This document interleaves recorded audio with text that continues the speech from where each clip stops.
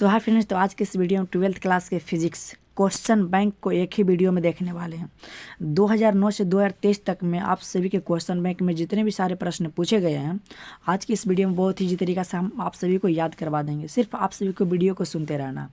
अगर आप लोग देख लेते तो लघु उत्तरीय प्रश्न यानी कि 20 नंबर तो आप सभी को क्लियर हो ही जाएगा, और साथ ही साथ अगर आप लोग ध्यान से समझते हैं तो मतलब कि 15 नंबर का ऑब्जेक्टिव भी क्लियर हो जाएगा, यानी कि मिला जुला के 35 नंबर आप सभी को आज की इस वीडियो को देख लेने से मिल जाएगा। अगर आप लोग फिजिक्स में कुछ नहीं पढ़े तो कोई दिक्कत नहीं है, सिर्फ आप लोग इस वीडियो को देख लीजिए, आपको 35 नंबर देने से कोई नहीं रोक सकता है। ठीक, तो इसलिए इस वीडियो को ध्यान से देखिएगा। बहुत ही ईजी तरीका से हम आप सभी को समझाने की कोशिश करेंगे और ट्रिक भी बताएंगे, क्वेश्चन कैसे लिखेंगे एग्ज़ाम में इसका भी हम ट्रिक बताएंगे, तो आप लोग ध्यान से देखिएगा। तो चलिए हम स्टार्ट करते हैं 2009 का क्वेश्चन बैंक में जितने भी सारे प्रश्न पूछे गए हैं, बहुत ही ईजी तरीका से आप सभी को हम समझाएंगे। अगर आप लोग हमारे चैनल पर नए हैं तो चैनल को सब्सक्राइब कर दीजिएगा, और पसंद आएगा तभी कीजिएगा, ऐसे नहीं कीजिएगा, लेकिन एक बार वीडियो को ज़रूर देख के जाइएगा, आप ही का फ़ायदा होगा। तो चलिए वीडियो को स्टार्ट करते हैं। सबसे पहले 2009 के क्वेश्चन बैंक को देखते हैं। तो देखिए कि 2009 में किस टाइप के प्रश्न पूछे गए हैं, तो ध्यान से समझिएगा। इसमें पहला प्रश्न पूछा गया था कि प्रतिरोधकता क्या है और इसका एसआई मात्रक बताना है। तो आप लोग ध्यान से समझिएगा कि प्रतिरोधकता क्या है। तो प्रतिरोधकता जो है ना, चालक की लंबाई के समानुपाती, क्या बोले कि चालक के लंबाई के समानुपाती तथा अनुप्रस्थ काट के क्षेत्रफल के व्युत्क्रमानुपाती होता है, उसे क्या बोलेंगे, प्रतिरोधकता। और साथ ही इसमें पूछा है एसआई मात्रक। तो एसआई मात्रक आप सभी को पता ही होगा कि ओम मीटर है। तो आप सभी को समझ में आ गया होगा पहला प्रश्न। तो इसके बाद समझिएगा दूसरा प्रश्न क्या। दूसरा प्रश्न भी हार्ड नहीं, बहुत ही इजी है। 2009 में पूछा गया था कि विभव मापी के सिद्धांत को लिखें। तो बहुत ही ईजी कि विभव मापी एक ऐसा युक्ति है जिसका उपयोग विद्युत वाहक बल तथा आंतरिक प्रतिरोध मापने के लिए किया जाता है। यहाँ पे समझिएगा क्या बोल रहा कि इसका उपयोग जो है ना, विद्युत वाहक बल तथा आंतरिक प्रतिरोध मापने के लिए किया जाता है। यही विभव मापी के सिद्धांत है। क्लियर, तो आप सभी को समझ में आ गया होगा। अब इसी तरह से तीसरा प्रश्न को देखते हैं। तीसरा प्रश्न है बायो सेवर्त के नियम को लिखें। तो यहाँ पे समझिएगा बायो सेवर्त। तो यहाँ देखिए बायो और सेवर्त दोनों अलग अलग थे। तो इन दोनों ने बताए थे, क्या बोले थे ना कि चालक के द्वारा, कोई चालक है तो चालक के द्वारा चारों ओर उत्पन्न चुंबकीय क्षेत्र के संबंध में एक नियम का प्रतिपादन किया, जिसे बायो सेवर्त का नियम कहते हैं। देखिए हम आप सभी को समझा देते हैं, तो समझिएगा। यहाँ देखिएगा चालक के चारों ओर, यहाँ क्या बोले, चालक के चारों ओर, चालक के द्वारा, मान लिया जाए यहाँ पे कोई चालक है तो इस चालक के द्वारा चारों ओर उत्पन्न चुंबकीय क्षेत्र, इस चालक के द्वारा इसके चारों ओर उत्पन्न चुंबकीय क्षेत्र के बारे में एक नियम दिए थे, जिसे ही बोलते हैं बायो सेवर्त के नियम। तो आप लोग लिखेंगे कैसे, तो आप सभी को लिखना है कि बायो तथा सेवर्त चालक के द्वारा का चुंबकीय ओर यानी कि चारों ओर उत्पन्न चुंबकीय क्षेत्र के संबंध में एक नियम का प्रतिपादन हुआ, जिसे ही बायो सेवर्त का नियम कहते हैं। तो आई होप कि आप सभी को समझ में आ गया होगा, और कुछ हार्ड नहीं है, बहुत ही ईजी है। अब इसके बाद समझिएगा चौथा प्रश्न क्या है, पोलोराइड क्या है। बहुत ही इजी है, दुनिया का इजी प्रश्न इसे हम मानते हैं। अब बोलिएगा कैसे, तो समझिएगा कि यहाँ पे समझिएगा कि प्रकाश को, क्या बोलें कि ध्रुवित प्रकाश को ध्रुवीय प्रकाश में परिवर्तित करने की प्रक्रिया प्रकाश का पोलोराइड कहलाता है। क्या बोलें कि ध्रुवित प्रकाश को, क्या ध्रुवित प्रकाश को ध्रुवीय प्रकाश में, क्या बोल रहे हैं, ध्यान से समझिएगा, ध्रुवित प्रकाश बोल रहे हैं। यहाँ पे समझिएगा क्या बोल रहे हैं, ध्रुवित प्रकाश को ध्रुवीय बोल रहे हैं। ठीक, ध्रुवीय प्रकाश में बदलने की क्रिया को बोलेंगे पोलोराइड। तो आप सभी को समझ में आ गया होगा। अब इसी तरह से अगला प्रश्न को देखते हैं। 5वां नंबर है संचायक सेल का आंतरिक प्रतिरोध क्यों कम होता है। यहाँ पे काम नहीं होगा बल्कि कम होगा। तो हमें बताना कि संचायक सेल का जो आंतरिक प्रतिरोध होता है आखिर क्यों कम होता है। तो समझिएगा कि संचायक सेल का आकार जो है ना काफ़ी बड़ा होता है और इसके बीच की दूरी कम होता है। संचायक सेल में ध्रुवण नहीं होता है, यही कारण है ना कि संचायक सेल का आंतरिक प्रतिरोध कम होता है। तो सिर्फ आप सभी को इसमें याद रखना कि संचायक सेल का जो आकार है बहुत बड़ा होता है और इसके बीच की दूरी कम होता है, और इस सेल में मतलब कि संचायक सेल में ध्रुवण नहीं होता है, यही कारण है कि संचायक सेल का आंतरिक प्रतिरोध कम होता है। तो आई होप कि आप सभी को समझ में आ गया होगा, बहुत ही ईजी प्रश्न है। अब इसी तरह से अगला प्रश्न ध्यान दीजिएगा, अगला 6 नंबर क्या, वान डी ग्राफ जनित्र का बेल्ट क्यों विद्युत रोधी पदार्थ का बना होता है। तो समझिएगा कि वान डी ग्राफ जनित्र का बेल्ट विद्युत रोधी पदार्थ का बना होता है क्योंकि एक चालक से दूसरे चालक तक आवेश को पहुंचाना पड़ता है। देखिए हम आप सभी को समझा देते हैं, यहाँ पे समझिएगा। अब यहाँ पे समझिएगा, एक चालक से, समझिएगा कि एक चालक से दूसरे चालक तक आवेश को पहुंचाना पड़ता है, मतलब इस पर आवेश रहेगा, ठीक। तो वही बोला है कि आवेश को एक चालक से दूसरे चालक तक पहुंचाना पड़ता है। इसके लिए यह आवश्यक है कि बेल्ट द्वारा जो लिया गया आवेश है ना उस पर फैले ना, मतलब कि इस बेल्ट पर जो आवेश लिया गया है ना इस पर फैले ना, बल्कि आसानी से एक स्थान से दूसरे स्थान तक चले जाए। इसलिए जो है ना विद्युत रोधी पदार्थ का बना होता है। तो सिंपल आप सभी को इसमें याद रखना कि वान डी ग्राफ जनित्र का बेल्ट विद्युत रोधी पदार्थ का बना होता है क्योंकि चालक को एक स्थान से दूसरे स्थान तक पहुंचाना पड़ता है, मतलब कि आवेश को एक स्थान से दूसरे स्थान तक पहुंचाना पड़ता है। इसके लिए यह आवश्यक है कि बेल्ट के द्वारा जो लिया गया आवेश है ना उस पर फैले ना, बल्कि एक स्थान से दूसरे स्थान तक आसानी से चला जाए। इसलिए वान डी ग्राफ जनित्र का बेल्ट विद्युत रोधी पदार्थ का बना होता है। तो आई होप कि आप सभी को समझ में आ गया होगा, मतलब कि 2009 में और भी प्रश्न पूछे गए होंगे, मतलब कि न्यूमेरिकल पूछे गए हैं, लेकिन हम आप सभी को सब्जेक्टिव बताएंगे, न्यूमेरिकल नहीं बताएंगे। इसके अगले वीडियो में न्यूमेरिकल का वीडियो लाएंगे। पहले सब्जेक्टिव क्वेश्चन के बारे में समझ लेते हैं। तो 2009 में इतना सा प्रश्न पूछा गया है। तो आइए अब इसके बाद 2010 में चलते हैं। समझिएगा 2010 में पहला प्रश्न क्या पूछा गया था, तो आप लोग ध्यान से समझिएगा। पहला प्रश्न पूछा गया था कूलम के नियम के सीमाएं हमें बताना है। तो बहुत ही ईजी है, तो ध्यान दीजिएगा पहला सीमाएं क्या है, तो आप लोग ध्यान से सुनिएगा कि यह नियम केवल बिंदु आवेश के लिए लागू होता है। क्या बोलें कि यह नियम जो है ना केवल बिंदु आवेश के लिए सत्य होता है, मतलब कि लागू होता है।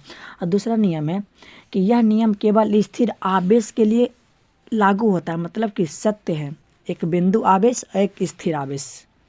और तीसरा याद रखना है इसमें कि यह नियम 10⁻14 मीटर से कम दूरी के लिए लागू नहीं होता है।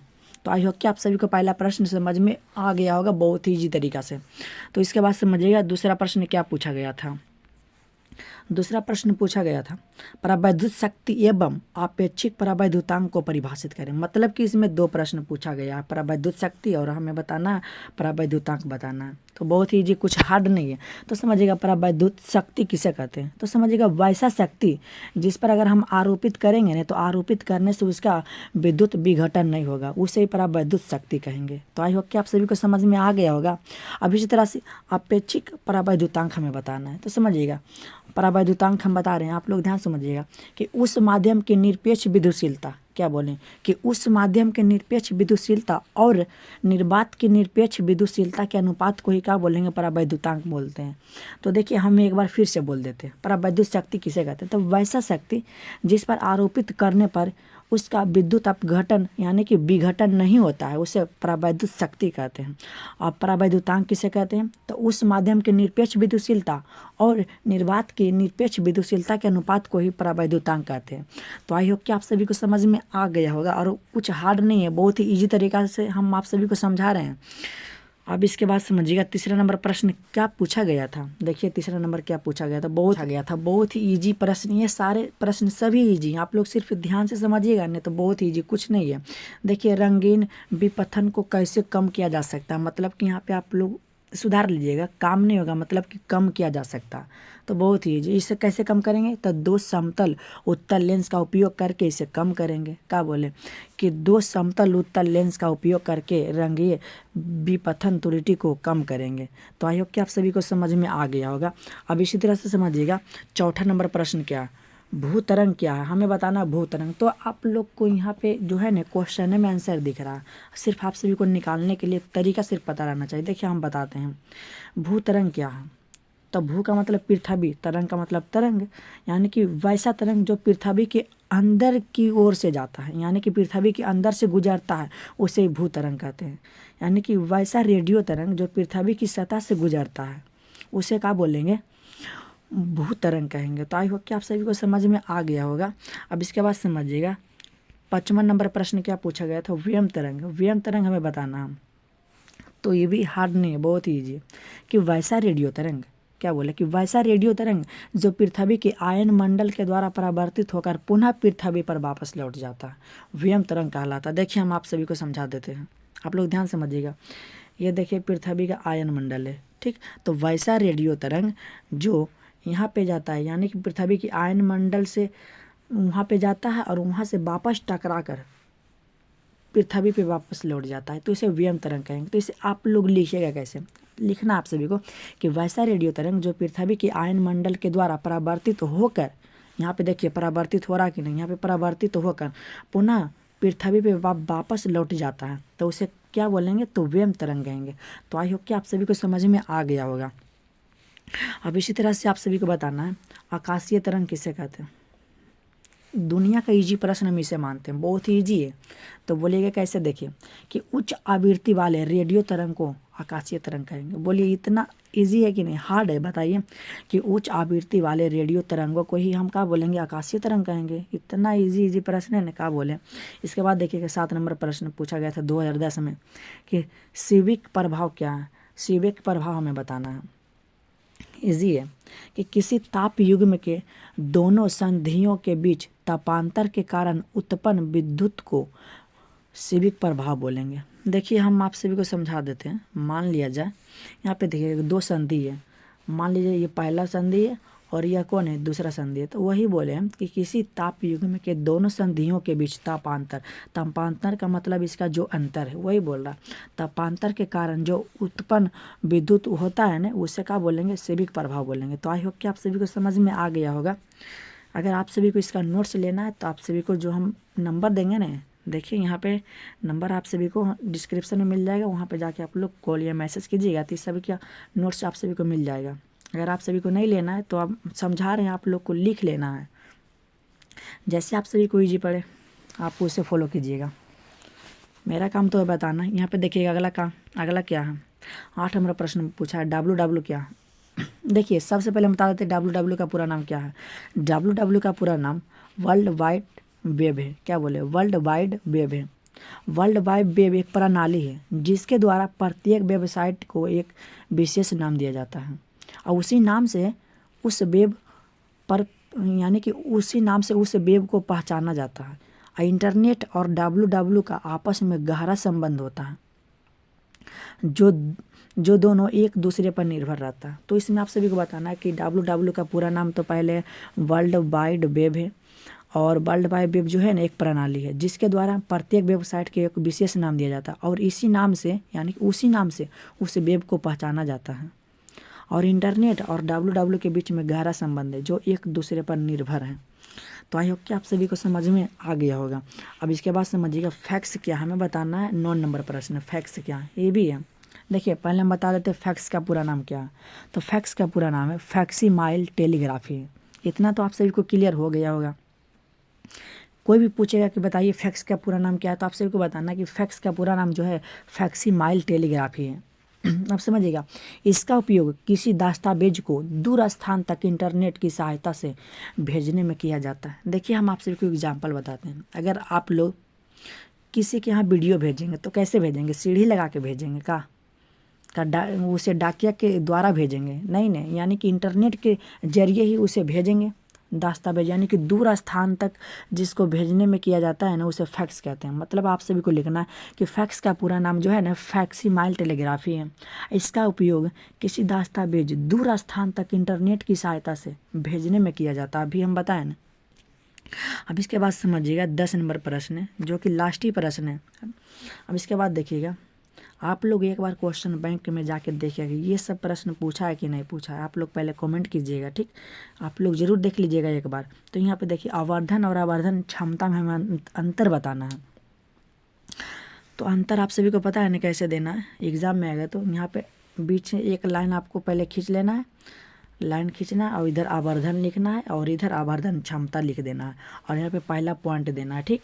तो पहला पॉइंट आवर्धन में दीजिएगा यह रेखीय आवर्धन होता है और इसमें देना है कि यह कोणीय आवर्धन होता है और इसमें इसके बाद देना है यह प्रतिबिंब तथा वस्तु के आकारों का अनुपात होता है। अब यह जो है ना यह प्रतिबिंब तथा वस्तु द्वारा वस्तु द्वारा बना दर्शन कोण का अनुपात होता है। ठीक, और इसमें आप सभी को लिखना है कि इसमें भी का मान बढ़ने पर बढ़ता है और इसमें भी का मान बढ़ने पर घटता है। बस इतना आप सभी को लिख देना। अगर इतना भी नहीं आता है ना तो आप सभी को इसका जो है डेफिनेशन आप सभी को लिख देना है, इसमें आप सभी को नंबर मिल जाएगा। तो 2010 में और भी प्रश्न पूछे गए होंगे, मतलब कि न्यूमेरिकल वगैरह, तो हम तो न्यूमेरिकल नहीं बताएंगे, मतलब सब्जेक्टिव क्वेश्चन ही बताएंगे। तो 2010 में इतना सारे प्रश्न पूछे गए थे। देखते हैं 2011 में किस टाइप के प्रश्न पूछे गए थे। तो समझिएगा 2011 का पहला प्रश्न को हम लोग समझते हैं। तो 2011 का पहला प्रश्न आया था कि लेजर किरणों के किन्हीं 4 मुख्य विशेषताओं को हमें बताना है, लेजर किरण को। तो आप सभी को इसमें याद रखना, पहला जो है ना, ये किरण एक वर्णीय होता है, मतलब कि एक ही वर्ण वाला होता है। और इसमें याद रखना कि ये अति कला संवर्ध होते हैं। क्या बोले? ये अति कला संवर्ध होते हैं। और आप सभी को बताना है कि ये अति दिशात्मक होते हैं। क्लियर? तो और इसमें चौथा आप सभी को याद रखना है कि ये उद्दीपित उत्सर्जन विधि से उत्पन्न होते हैं। क्या बोले? ये उद्दीपित उत्सर्जन विधि से उत्पन्न होते हैं। आप लोग बोलिएगा उद्दीपित क्या? तो उद्दीपित जो है ना, उत्सर्जन विधि का एक अथी होता है, उसी से जो है ना उत्पन्न होता है। तो आप सभी को बस इतना सारे बात आप सभी को याद रखना, कुछ याद नहीं करना, बस 4 ठो बात याद रखना। तो आई होप कि आप सभी को समझ में आ गया होगा। अब इसके बाद समझिएगा दूसरा नंबर प्रश्न का पूछा गया था, बहुत ही इजी प्रश्न पूछा गया था। देखिएगा दूसरा नंबर प्रश्न क्या है कि तापीयनिक उत्सर्जन की प्रक्रिया सिर्फ सतह पर क्यों घटती है। हमें बताना कि आखिर तापीयनिक उत्सर्जन की जो प्रक्रिया है सिर्फ सतह पर क्यों घटती है, क्यों घटती? बहुत ईजी, क्योंकि आप सभी को याद रखना, क्योंकि धातुओं के पास मुक्त इलेक्ट्रॉन होते हैं। आप सभी को पता है ना, तभी तो उससे करंट प्रवाहित होता है ना। लेकिन यहाँ पे करंट हमें प्रवाहित नहीं करना है, यहाँ पे कुछ और बोला है। जो बोल रहे हैं आप लोग ध्यान से सुनिए ना, कि क्योंकि धातुओं के पास मुक्त इलेक्ट्रॉन होता है जो कि ऊष्मा पाकर सतह से बाहर निकल जाते हैं। बस यही कारण है कि तापीयनिक उत्सर्जन की प्रक्रिया में सिर्फ सतह पर होती है। तो इसमें आप सभी को लिखना है कि तापीयनिक उत्सर्जन की प्रक्रिया सिर्फ सतह पर इसलिए घटती है क्योंकि धातुओं के पास मुक्त इलेक्ट्रॉन होता है जो कि ऊष्मा पाकर सतह से बाहर निकलते हैं। बस इतना आप सभी को याद रखना, और इससे ज़्यादा आप सभी को कुछ इसमें याद नहीं रखना। इसके बाद तीसरा नंबर प्रश्न पूछा गया था, एनालॉग संकेत क्या है। देखिए एनालॉग संकेत मतलब बहुत ही ईजी है। देखिए जो समय के साथ बदलता है उसे एनालॉग संकेत कहेंगे। मतलब समय के साथ क्या बदलेगा? विद्युत तरंग बदलेगा। मतलब कि जो समय के साथ बदलता है, मतलब कि जब विद्युत तरंग समय के साथ बदलेगा तो उसे एनालॉग संकेत कहेंगे। तो इसमें आप सभी को लिखना है कि जब विद्युत तरंग समय के साथ बदलेगा तो उसे एनालॉग संकेत कहेंगे। तो आई होप कि आप सभी को समझ में आ गया होगा। अब इसी तरह से चौथा नंबर प्रश्न है, डिजिटल संकेत क्या है। हमें बताना है डिजिटल संकेत क्या है। समझिएगा, डिजिटल संकेत से हम यह समझते हैं कि डाटा तथा सूचना को किसी आंकिक संकेत, यानी क्या बोले, डाटा तथा सूचना को किसी आंकिक संकेत द्वारा प्रदर्शित किया जाता है जिसमें केवल द्विआधारी संख्या मतलब 0 और 1 होता है। मतलब 0 कुछ वोल्टेज को दिखाता है, मतलब कि 0 वोल्टेज को दिखाता है और 1 जो है ना कुछ वोल्टेज को दिखाता है। बस आपको इसमें याद रखना है 0 और 1 है। अब इसके बाद समझिएगा अगला प्रश्न क्या है। थॉमसन, यहाँ पे ध्यान दीजिएगा, 5वां नंबर प्रश्न क्या है, थॉमसन प्रभाव क्या है। तो इसे आप लोग ध्यान से समझिएगा। अगर आप लोग इसे समझ जाते हैं ना, यहाँ पे ध्यान समझिएगा, हम समझाने की बहुत कोशिश करेंगे। यहाँ पे देखिएगा, आप सभी को इसमें सिर्फ ध्यान रखना। मान लिया जाए, यहाँ पे देखिएगा, तार आप लोग देखें, तार जिससे करंट प्रवाहित होता है उसमें 2 छोरा रहता है, मतलब कि पहला छोरा रहता है। ठीक, तो यहाँ पे दोनों छोरा में जो है ना ताप हम नियत रखेंगे और बीच में जो है ना ताप इसे हम बढ़ाएंगे। क्या बोलें, और इसमें जो है विद्युत धारा इस साइड से प्रवाहित हो रहा है। तो देखिए हम क्या बोलना चाह रहे हैं कि यहाँ पे एक तार लेना है और एक तार के दोनों छोरों पर जो ताप है ना उसे नियत रखेंगे और बीच वाला भाग में जो ताप है ना उसे हम बढ़ाएंगे।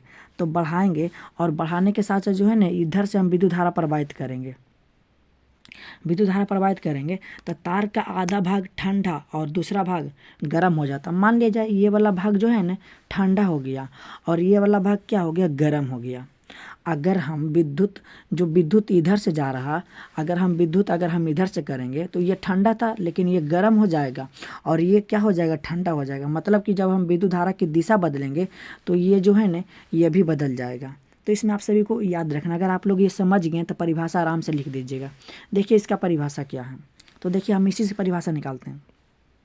आप सभी को पहले लिखना है कि थॉमसन प्रभाव से हम यह समझते हैं कि आपको ये तो बात सभी में लिखना है, यदि किसी तार के छोरों पर तापों को नियत रखकर, क्या नियत बोल रहे थे ना, तो नियत रखकर तार के बीच वाले भाग के ताप को बढ़ाया जाता, अब भी हम बोले वही है, और साथ ही साथ तार से होकर विद्युत धारा प्रवाहित की जाती है। यहाँ पे देखिए विद्युत धारा प्रवाहित नहीं कर रहे थे ना, तो वही बात है, प्रवाहित की जाती है।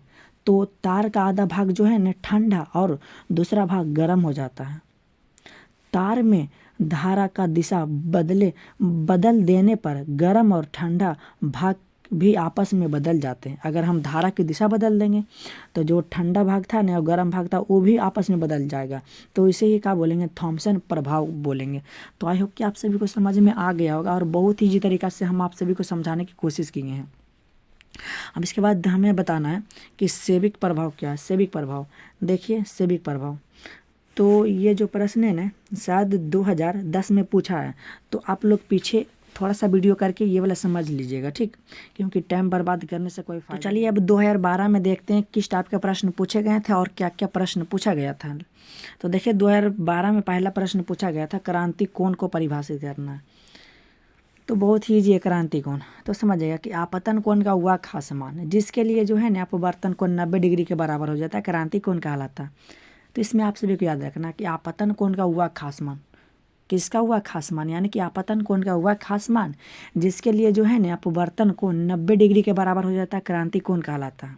तो आई होप कि आप सभी को समझ में आ गया होगा और कुछ हार्ड नहीं बोल रहे हैं, बहुत ही ईजी तरीका से हम अपने लैंग्वेज में बोल रहे हैं, यानी कि हम अपना भाषा में बोल रहे हैं कि जिससे कि आप सभी को समझ में आएगा। अगर किताब के भाषा में बोलेंगे तो आप सभी को समझ में नहीं आएगा। इसी तरह से हम अपना लैंग्वेज भी बोल रहे हैं। तो समझिएगा दूसरा प्रश्न क्या, विद्युत चुंबक तथा अस्थायी चुंबक में जो है ना हमें अंतर बताना है। देखिए अंतर बताना, क्या बोले थे, अगर अंतर नहीं पता है तो दोनों का डिफिनेशन लिख दीजिएगा, नंबर मिल जाएगा, लेकिन अंतर लिख दीजिएगा तो ऐसे भी कोई दिक्कत नहीं है। तो समझिएगा आप सभी को पता है ना कि अंतर किस तरह से लिखा जाता है, हम बताए थे। यहाँ से एक लाइन खींचना है और इधर क्या लिखना है, विद्युत चुंबक, और इधर क्या अस्थायी चुंबक लिखना है। इसमें पहला पॉइंट आप सभी को लिखना है, इसमें लिखना है कि इसमें अधिक शक्तिशाली चुंबकीय बल रहता है। तो इसमें आप सभी को पहला लिखना है, इसी का उल्टा कर दीजिएगा, तो इसमें जो है ना कम शक्तिशाली चुंबकीय बल रहता है।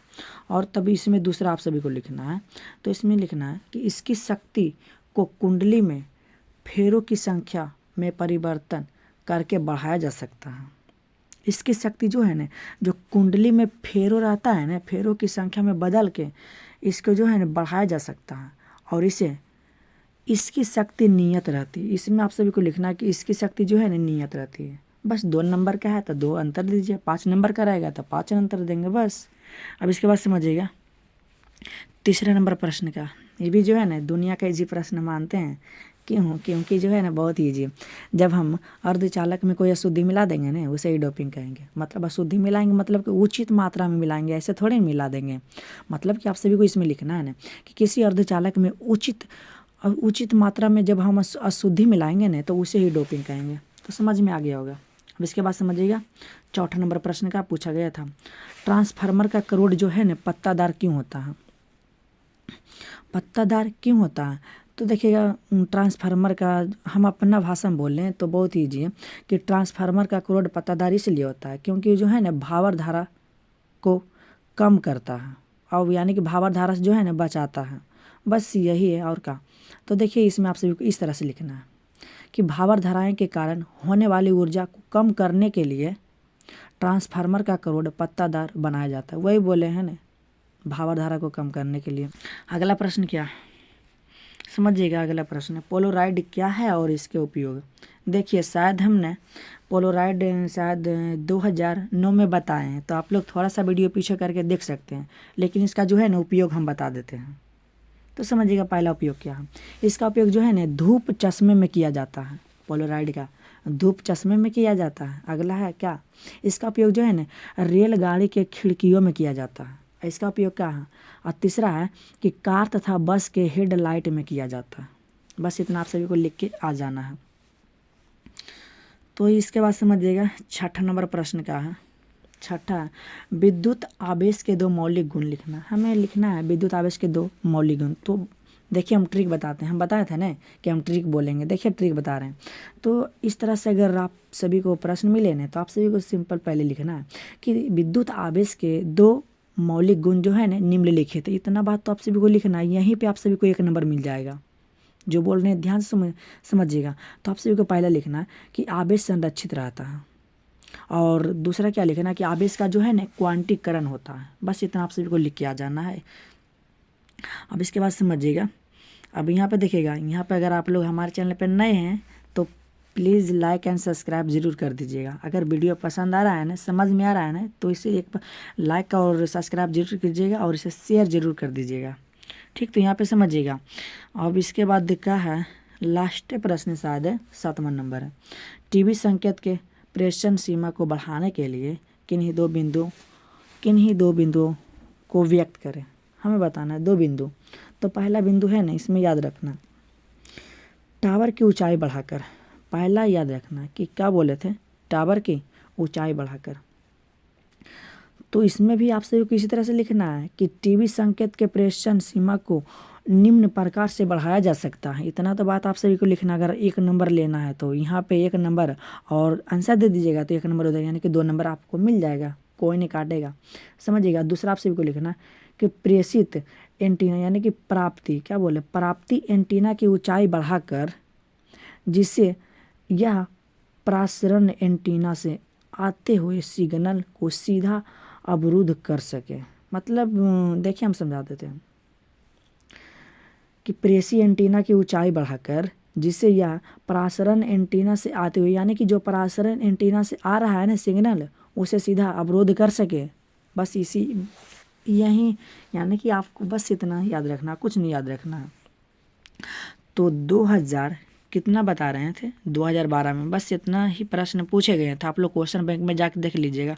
न्यूमेरिकल वगैरह भी पूछे गए थे, लेकिन हम न्यूमेरिकल नहीं बता रहे हैं। ठीक, तो आई होप कि आप सभी को समझ में आ गया। 2013 के क्वेश्चन बैंक को देखते हैं, यानी कि 2013 में किस टाइप के प्रश्न पूछे गए थे और कितना प्रश्न पूछे गए थे।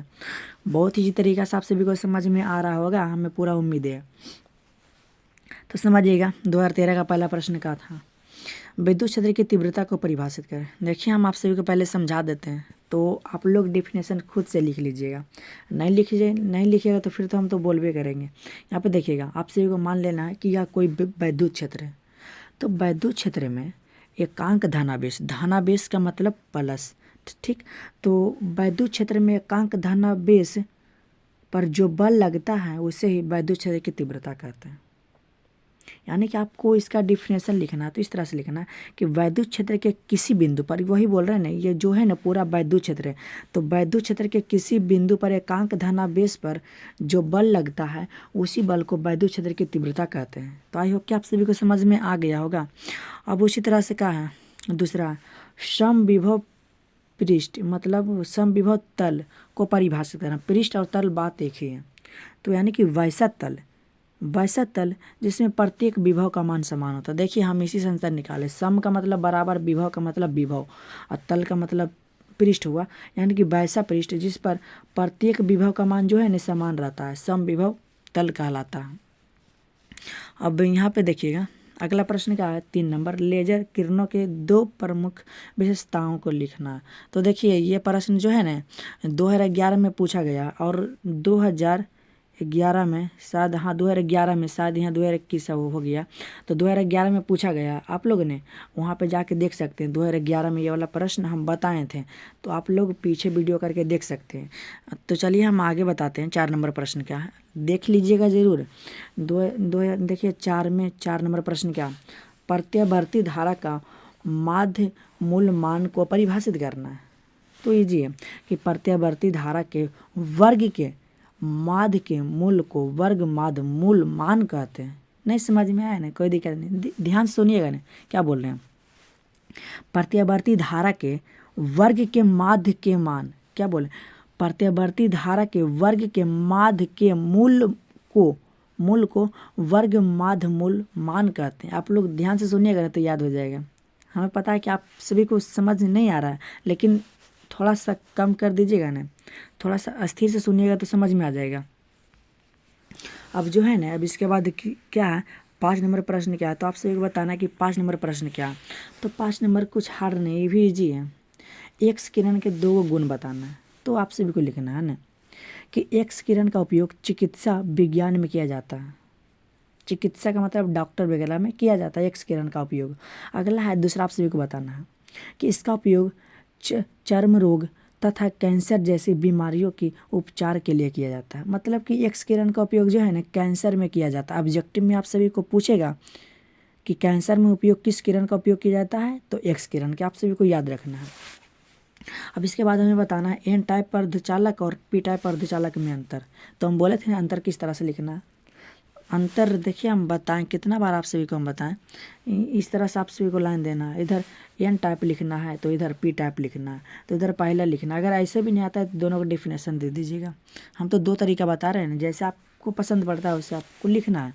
तो देखिएगा हम बताते हैं, आप सभी को ध्यान सुनना है कि एन टाइप में आप सभी को पहला लिखना है कि इसमें पंच संयोजी अशुद्धि मिलाई जाती है। पता है ना पंच संयोजी अशुद्धि, तो इसमें जो है ना, इसमें आप सभी को लिखना है कि इसमें त्रिसंयोजी अशुद्धि मिलाई जाती है। और इसमें दूसरा लिखना है आप सभी को कि इसमें बहुसंख्यक वाहक होल होते हैं। और इसमें जो है ना बहुसंख्यक वाहक क्या होते हैं, नहीं, इसमें जो है ना बहुसंख्यक वाहक होल होते हैं, लेकिन इसमें बहुसंख्यक वाहक क्या होता है, इलेक्ट्रॉन होते हैं। यहाँ पे आप सभी को लिखना है कि इसमें जो है ना बहुसंख्यक वाहक इलेक्ट्रॉन और इसमें क्या होते हैं, होल होते हैं। तो इतना आप सभी को याद कर लेना है। अब इसके बाद याद क्या कीजिएगा, इतना ईजी तो बता रहे हैं। इसके बाद समझिएगा लेंस के नियम हमें बताना है। देखिएगा लेंस के नियम का ध्यान समझिएगा ना, लेंस का नियम, क्योंकि ये जो है ना VVI है। देखिए कि जब किसी कुंडली से संबंध चुंबकीय फ्लक्स में परिवर्तित होता है, ध्यान समझिएगा कि जब किसी कुंडली में संबंध चुंबकीय फ्लक्स यानी कि जो कुंडली है ना उसके कुंडली में चुंबकीय फ्लक्स के मान में परिवर्तन होता है, तो कुंडली विद्युत वाहक बल प्रेरित हो जाता है। जब उसके चुंबकीय मान में यानी कि चुंबकीय फ्लक्स में परावर्तित होगा तो कुंडली विद्युत वाहक बल प्रेरित हो जाता है। यानी कि जो है ना कुंडली में विद्युत वाहक बल उत्पन्न हो जाता है।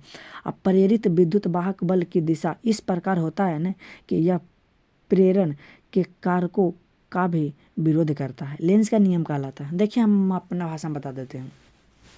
इसमें आप सभी को लिखना कि जब किसी कुंडली के संबंध चुंबकीय फ्लक्स के मान में अगर परिवर्तन होगा तो उसमें जो है ना कुंडली में एक विद्युत वाहक बल उत्पन्न हो जाएगा। ठीक, तो विद्युत वाहक बल की दिशा इस प्रकार होता है ना कि प्रेरण के कारकों का भी विरोध करता है। इस प्रकार जब हो जाएगा तो प्रेरण के जो कारकों हैं ना उसको भी विरोध करेगा, उसे लेंस के नियम कहेंगे। मतलब लेंस के नियम, लेंस यहाँ पे लिखा हो, लेंस नहीं होगा मतलब लेंस के नियम होगा। यहाँ भी आप लोग सुधार लीजिएगा, लेंस नहीं होगा लेंस होगा। ठीक, अब इसी तरह से अगला प्रश्न को ध्यान दीजिएगा। अगला प्रश्न 8 नंबर है कि ट्रांसफार्मर क्या है, इसकी दक्षता से आप क्या समझते हैं। तो देखिएगा ट्रांसफार्मर क्या है, तो आप सभी को है ना पता है ना कि ट्रांसफार्मर क्या है, कि यह जो है ना AC वोल्टता को कम या ज़्यादा करता है। मतलब कि प्रत्यावर्ती वोल्टता को कम या ज़्यादा करता है। यानी कि ट्रांसफार्मर कहलाता है। इसकी दक्षता से आप क्या समझते हैं, समझिएगा। ट्रांसफार्मर के द्वितीयक कुंडली के द्वारा, दूसरा कुंडली जो होता है ना वो प्राथमिक है, वो द्वितीयक होता है। तो वही कि ट्रांसफार्मर के द्वितीयक कुंडली के द्वारा प्राप्त की गई ऊर्जा और प्राथमिक कुंडली को दी गई ऊर्जा के अनुपात को क्या बोलेंगे, ट्रांसफार्मर की दक्षता। ध्यान देना, देखिए हम आप सभी को समझा देते हैं कि इसमें आप सभी को लिखना है कि ट्रांसफार्मर के द्वितीय कुंडली के द्वारा प्राप्त की गई ऊर्जा, मतलब कि जो है ना दूसरा कुंडली द्वारा ये जो है ना प्राप्त की गई ऊर्जा और प्रथम कुंडली को जो दिया है उसके अनुपात को ही क्या बोलेंगे, ट्रांसफार्मर की दक्षता। तो आप सभी को इसमें लिखना कि ट्रांसफार्मर के द्वितीय कुंडली के द्वारा प्राप्त की गई ऊर्जा और प्राथमिक कुंडली को दी गई ऊर्जा के अनुपात को ट्रांसफार्मर की दक्षता कहते हैं। तो आई होप कि आप सभी को समझ में आ गया होगा। बहुत ईजी तरीका से हम आप सभी को समझा रहे हैं। इसके बाद समझिएगा, अगर आप लोग हमारे चैनल पर नए हैं तो चैनल को जो है ना सब्सक्राइब एंड शेयर जरूर कर दीजिएगा। आप लोग को हम इतना सरल से समझाते हैं ना, आप लोग के लिए हम इतना मेहनत कर रहे हैं ना, क्या बोलें। आप लोग तो थोड़ा एक लाइक कर सकते हैं, सब्सक्राइब भी कर दीजिएगा और शेयर कर दीजिएगा। अब इसके बाद समझिएगा 9 नंबर प्रश्न क्या है, डी ब्रोगली तरंग क्या, हमें बताना है डी ब्रोगली तरंग क्या। तो ये भी ईजी है, एक लाइन का आंसर है, समझिए ना। हम जो भी बताएंगे ना समझा के बताएंगे, सिर्फ ध्यान से वीडियो को देखिएगा ना, बहुत ईजी हो जाएगा। एक बार नहीं तो 2 बार देखिए वीडियो को, सिर्फ सुनिएगा, सारा जो क्वेश्चन है ना 2009 से 2023 तक सभी याद हो जाएगा। देखिए हमें बताना है डी ब्रोगली तरंग क्या है।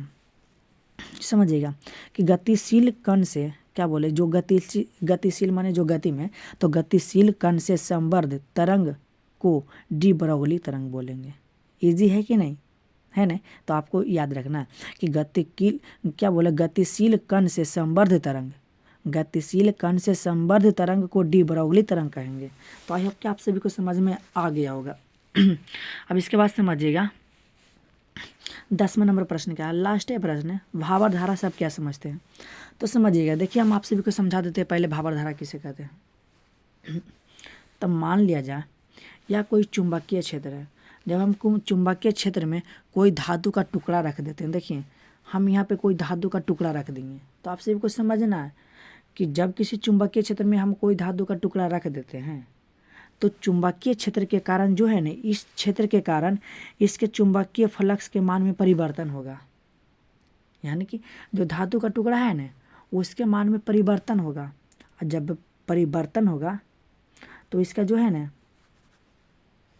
इसका जो धातु के है ना, धातु का जो टुकड़ा है ना, इसका चुंबकीय फ्लक्स के मान में भी परिवर्तन होगा, जिससे कि चालक में एक धारा उत्पन्न हो जाएगा, जिसे भाबर धारा कहेंगे। देखिए हम आप सभी को समझा देते हैं। तो आप इसमें लिखना है ना कि जब किसी चुंबकीय क्षेत्र में कोई चालक का टुकड़ा रख देते हैं, तो वही ना बोले कि मान लीजिए यह कोई चुंबकीय क्षेत्र है और इस चुंबकीय क्षेत्र में कोई चालक का टुकड़ा हम रख देते हैं, क्लियर।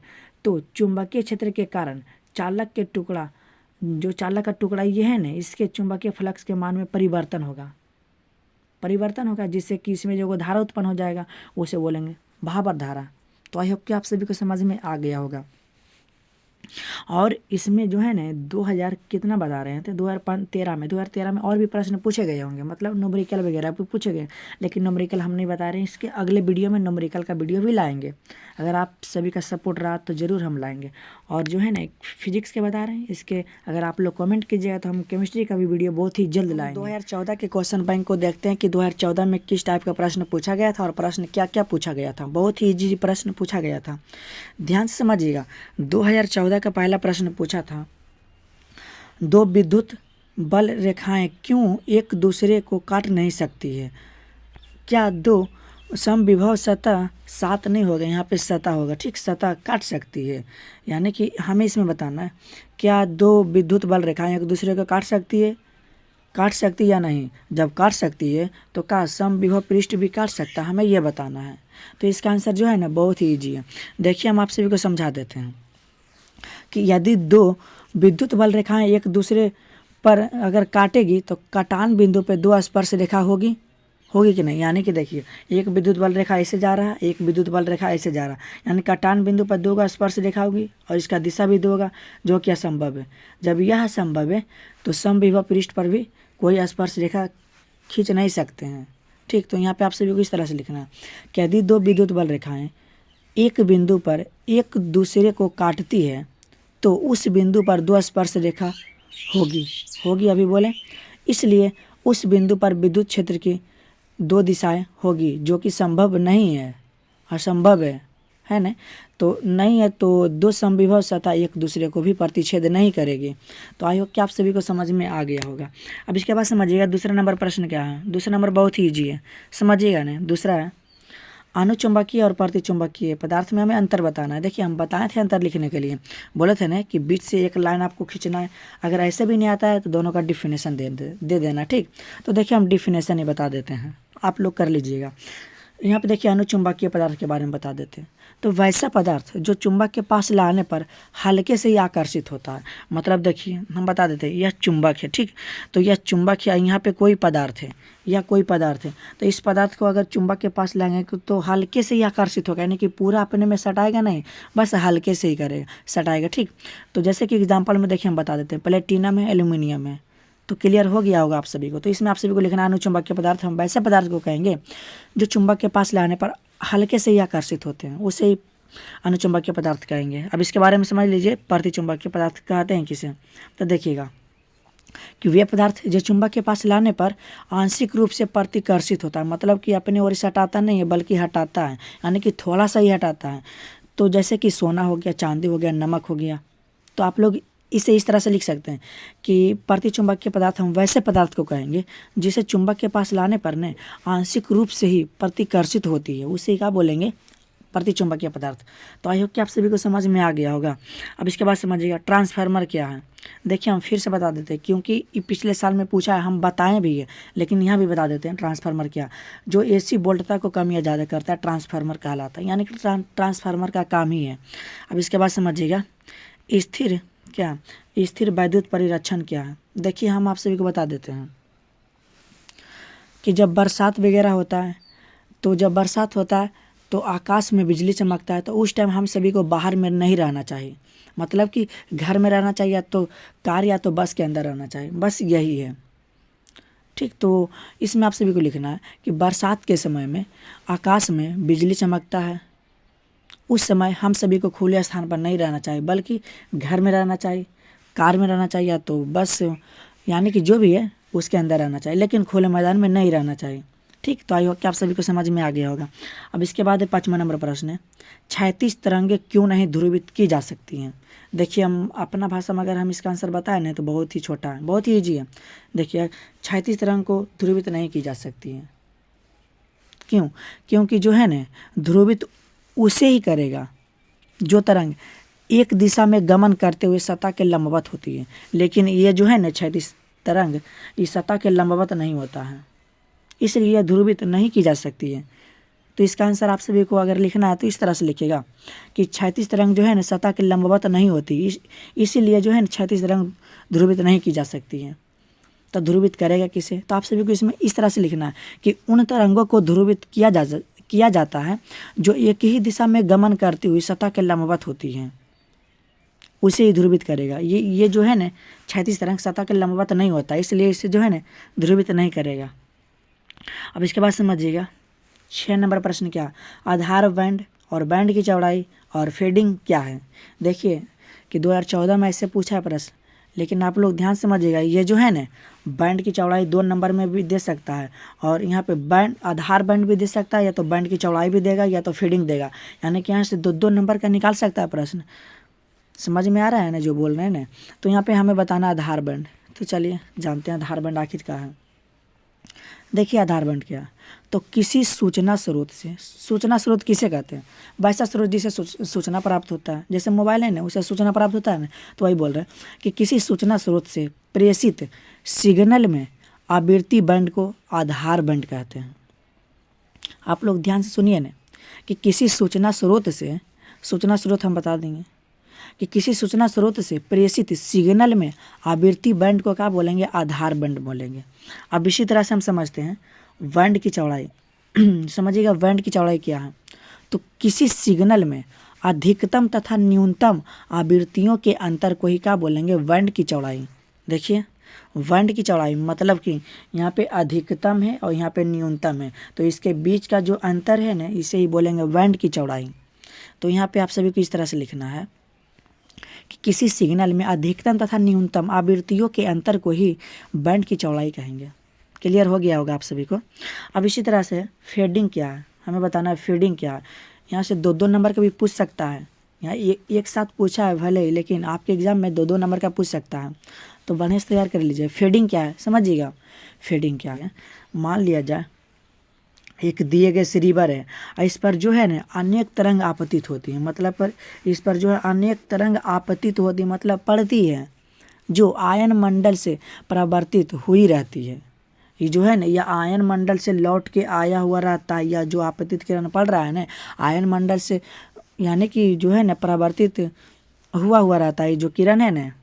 अब इसके व्यतिकरण से सिग्नल शक्ति से समय के साथ बदलाव आता है जिसे फेडिंग कहते हैं। तो इसमें आप सभी को इस तरह से लिखना है कि यहाँ पे देखिए हम बता देते हैं, आप सभी को ध्यान से समझना है। क्या बोले थे, एक दिए गए रिसीवर पर अनेक तरंग आपतित होती, मतलब इस रिसीवर है तो इस पर जो है ना अनेक तरंग आपतित होती, हो रही कि नहीं हो रही। ये जो आपतित है ना, हो रही है ना, जो आयन मंडल से परावर्तित हुई रहती है, मतलब कि वहाँ से लौट के आया हुआ रहता है, इस पर जो पड़ रहा है। इनके व्यतिकरण से जो है ना सिग्नल शक्ति से समय के साथ बदलाव होता है, इसे फेडिंग कहेंगे। तो आई होप कि आप सभी को समझ में आ गया होगा। अब इसके बाद समझिएगा अगला कौन है, 7 नंबर प्रश्न है। देहली आवृत्ति बताना है और हमें कार्यफलन बताना है और हमें निरोधी विभव बताना है। यहाँ पे देखिए तीनों प्रश्न एक ही में पूछ दिया है, आपका एग्जाम में अलग अलग पूछ सकता है। तो समझिएगा कि हमें बताना है पहले देहली आवृत्ति किसे कहते हैं। समझिएगा कि आपतित प्रकाश की वह न्यूनतम मात्रा, क्या बोले, आपतित प्रकाश। देखिए हम ऐसा क्यों बोल रहे हैं, क्योंकि जो है ना देहली आवृत्ति और कार्यफलन दोनों का डिफिनेशन एक ही है। तो आपको अंतर पकड़ना इसमें का है, इसमें सिर्फ अंतर है आपतित किरण। तो इसमें आपतित प्रकाश की वह न्यूनतम मार्ग, वह न्यूनतम, यहाँ पे आवृत्ति है तो न्यूनतम आवृत्ति हो जाएगा।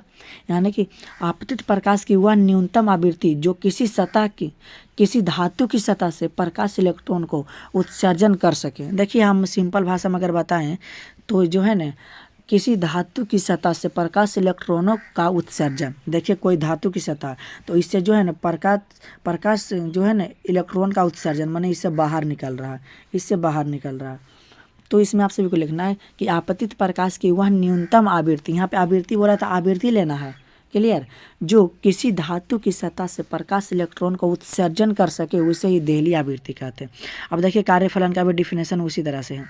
तो इसमें आप सभी को बताना कि वह न्यूनतम ऊर्जा, देखिए यहाँ पे ध्यान समझिएगा कि वह न्यूनतम ऊर्जा जो किसी धातु की सतह से प्रकाश इलेक्ट्रॉन का उत्सर्जन कर सके उसे ही कार्यफलन कहते हैं।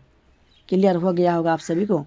यहाँ पे क्या था, न्यूनतम आवृत्ति था, लेकिन यहाँ का है न्यूनतम ऊर्जा है, बस इतना अंतर रखना, बाकी डिफिनेशन तो दोनों का एक ही है।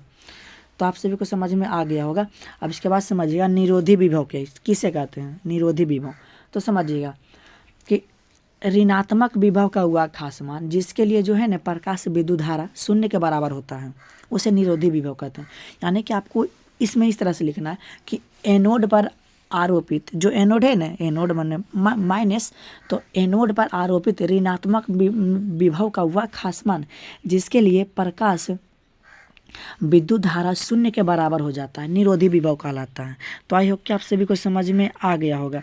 अब अगला प्रश्न को ध्यान दीजिएगा। अगला क्या, चल कुंडली गैल्वेनोमीटर में रेखीय चुंबकीय क्षेत्र का क्या महत्व है। तो हमें बताना क्या महत्व है। तो देखिएगा महत्व हमें बताना है रेखीय चुंबकीय क्षेत्र का। तो समझिएगा कि रेखीय चुंबकीय क्षेत्र जो है ना कुंडली के तल के सदैव समांतर होता है। देखिए हम बता देते हैं, ये जो है ना कुंडली के सदैव समांतर होता है।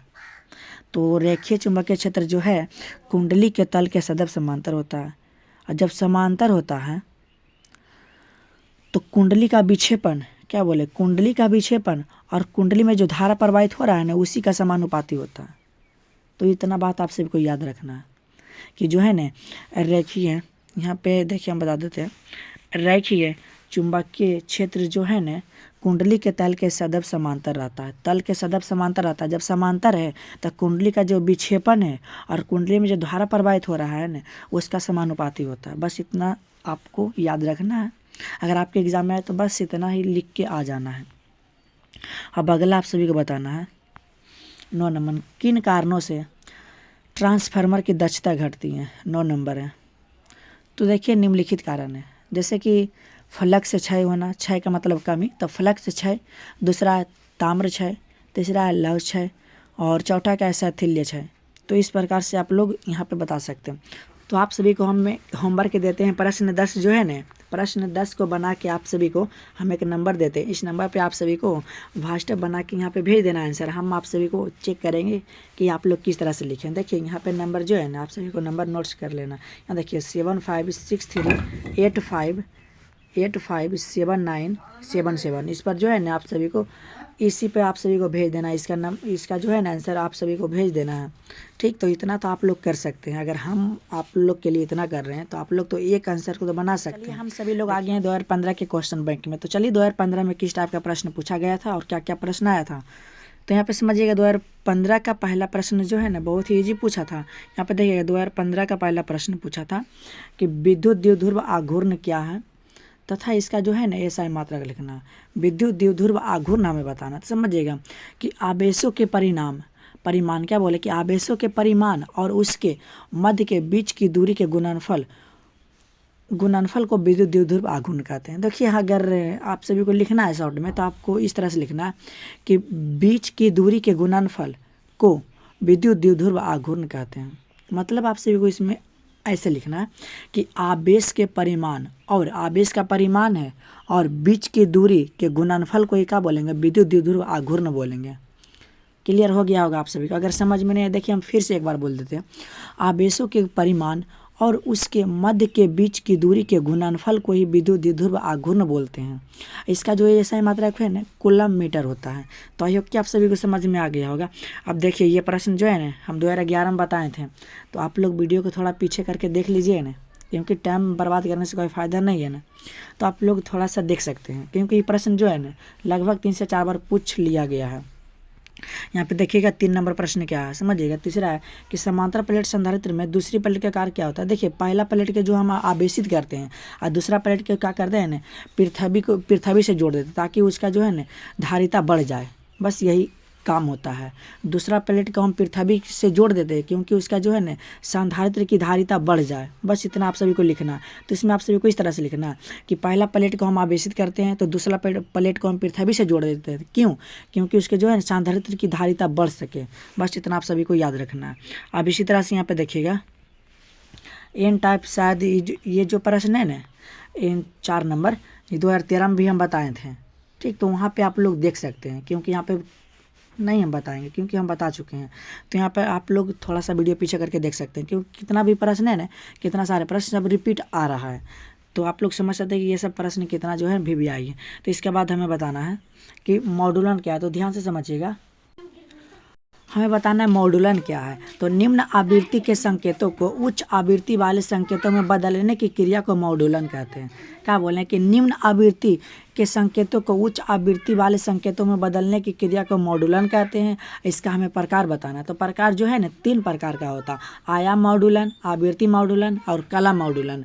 तो आप सभी को समझ में आ गया होगा। अगर आप लोग हमारे चैनल पर नए हैं तो यहाँ पे देखिए क्या लिखा हुआ है, सपोर्ट तो कीजिए। देखिए प्लीज़ लाइक एंड सब्सक्राइब जरूर कीजिए क्योंकि आपके लिए हम इतना मेहनत कर रहे हैं। और कितना जो है ना कितना भी हार्ड रहे क्वेश्चन हम उसे जो है ना शॉर्ट में आप सभी को हम अपना भाषा में समझाने की कोशिश करते हैं जिससे कि आप सभी को समझ में आ सके। 2016 के क्वेश्चन बैंक की ओर चलते हैं, यानी कि 2016 में किस टाइप का प्रश्न पूछा गया था और क्या क्या प्रश्न पूछा गया था। देखिए अगर हम आप सभी को बताते हैं कि 2016 में जितने भी सारे प्रश्न हैं ना अधिकतम प्रश्न 2010 से उठा के पूछा गया है। इसलिए कहते हैं आप सभी को क्वेश्चन बैंक अच्छा से कर लेना है। देखिए 2016 का पहला प्रश्न पूछा था कि परावैद्युत शक्ति और अपेक्षिक परावैद्युतांक को परिभाषित करें। देखिए ये प्रश्न जो है ना हम 2010 में बताए हैं। आप लोग 2010 में जाके देखिएगा, पीछे वीडियो कीजिएगा ना तो आपको पता चल जाएगा कि 2010 में पूछा है। इसलिए इसका आंसर हम अभी नहीं बताएंगे, वहाँ पे आप लोग थोड़ा वीडियो पीछे करके देख सकते हैं। देखिए हमें बताना है अब चोक कुंडली अथवा जो है ना मोटर प्रवर्तक किसे कहते हैं, इसका जो उपयोग समझाना है। चोक कुंडली तो समझिएगा कि चोक कुंडली आखिर कहते हैं किसे। तो मान लिया जाए कोई परिपथ है, देखिए हम आप सभी को समझाते हैं, या कोई परिपथ है तो इस परिपथ में जो है ना प्रत्यावर्ती धारा प्रवाहित हो रहा है। क्या बोलें, कोई परिपथ है और इस परिपथ में प्रत्यावर्ती धारा प्रवाहित हो रहा है ना, तो उस ऊर्जा को मतलब इस ऊर्जा को हानि किए बिना ही नियंत्रित रखने का कार्य करता है। इस धारा को नियंत्रित रखने का कार्य करता है, बिना हानि किए हुए इस धारा को नियंत्रित रखने का कार्य करता है, चोक कुंडली कहलाता है।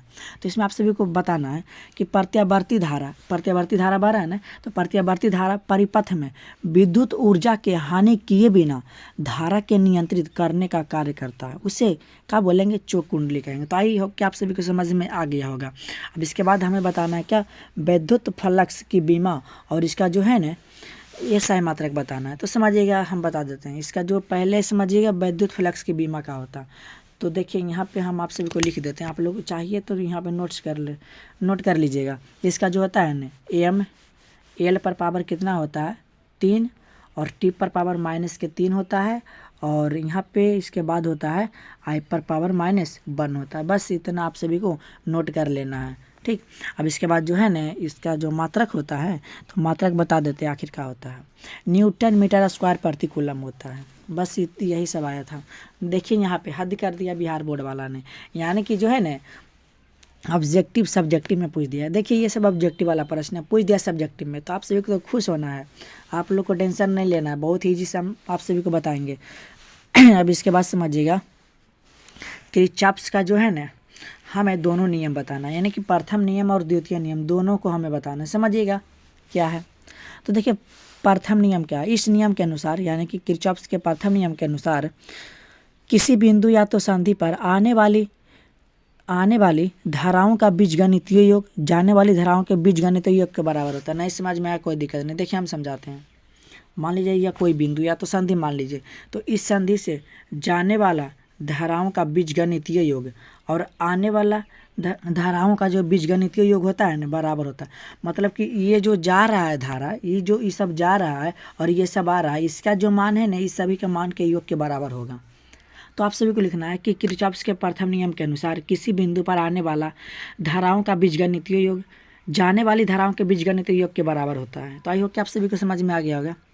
अब यहाँ पे देखिए दूसरा नंबर क्या है, दूसरा नियम क्या है, तो किरचॉफ्स के दूसरा नियम के अनुसार है कि किसी बंद परिपथ में प्रवाहित होने वाली धाराओं, क्या बोले, कोई बंद परिपथ है तो उस बंद परिपथ में प्रवाहित होने वाली धाराओं तथा प्रतिरोध के गुणनफल का योग तथा परिपथ में जुड़े विद्युत वाहक बल के योग के बराबर होता है। नहीं समझ में आया, हमें पता है ना, आप लोग ध्यान से सुनिए, समझ में आ जाएगा। यानी कि किरचॉफ्स के दूसरा नियम के अनुसार क्या कहता है ना कि किसी बंद परिपथ में प्रवाहित होने वाली धाराओं, जो बंद परिपथ है, मान लीजिए कोई बंद परिपथ है और इसमें जो है ना धारा प्रवाहित हो रहा है, तो वही बोले कि किसी बंद परिपथ में प्रवाहित होने वाली धाराओं तथा प्रतिरोध के गुणनफल का योग जो है किरचॉफ्स का दूसरा नियम कहलाता है। तो आप सभी को समझ में आ गया होगा। अब इसके बाद जो है ना हमें बताना 5वां नंबर है पूर्ण आंतरिक परावर्तन क्या है, और इसका जो है ना शर्तें हमें बताना है कि आखिर पूर्ण आंतरिक परावर्तन क्या है और इसका शर्त क्या है। तो आप लोग ध्यान से समझिएगा, कुछ नहीं हार्ड है, बहुत ही ईजी प्रश्न है। समझिएगा पूर्ण आंतरिक परावर्तन किसे कहते हैं, ध्यान समझिएगा। जब आपतन कोण का मान क्रांतिक कोण के मान से अधिक हो जाता है, क्या बोले, जब आपतन कोण का मान क्रांतिक कोण के मान से अधिक हो जाता है तो आपतित किरण विरल माध्यम में गमन नहीं कर पाता है।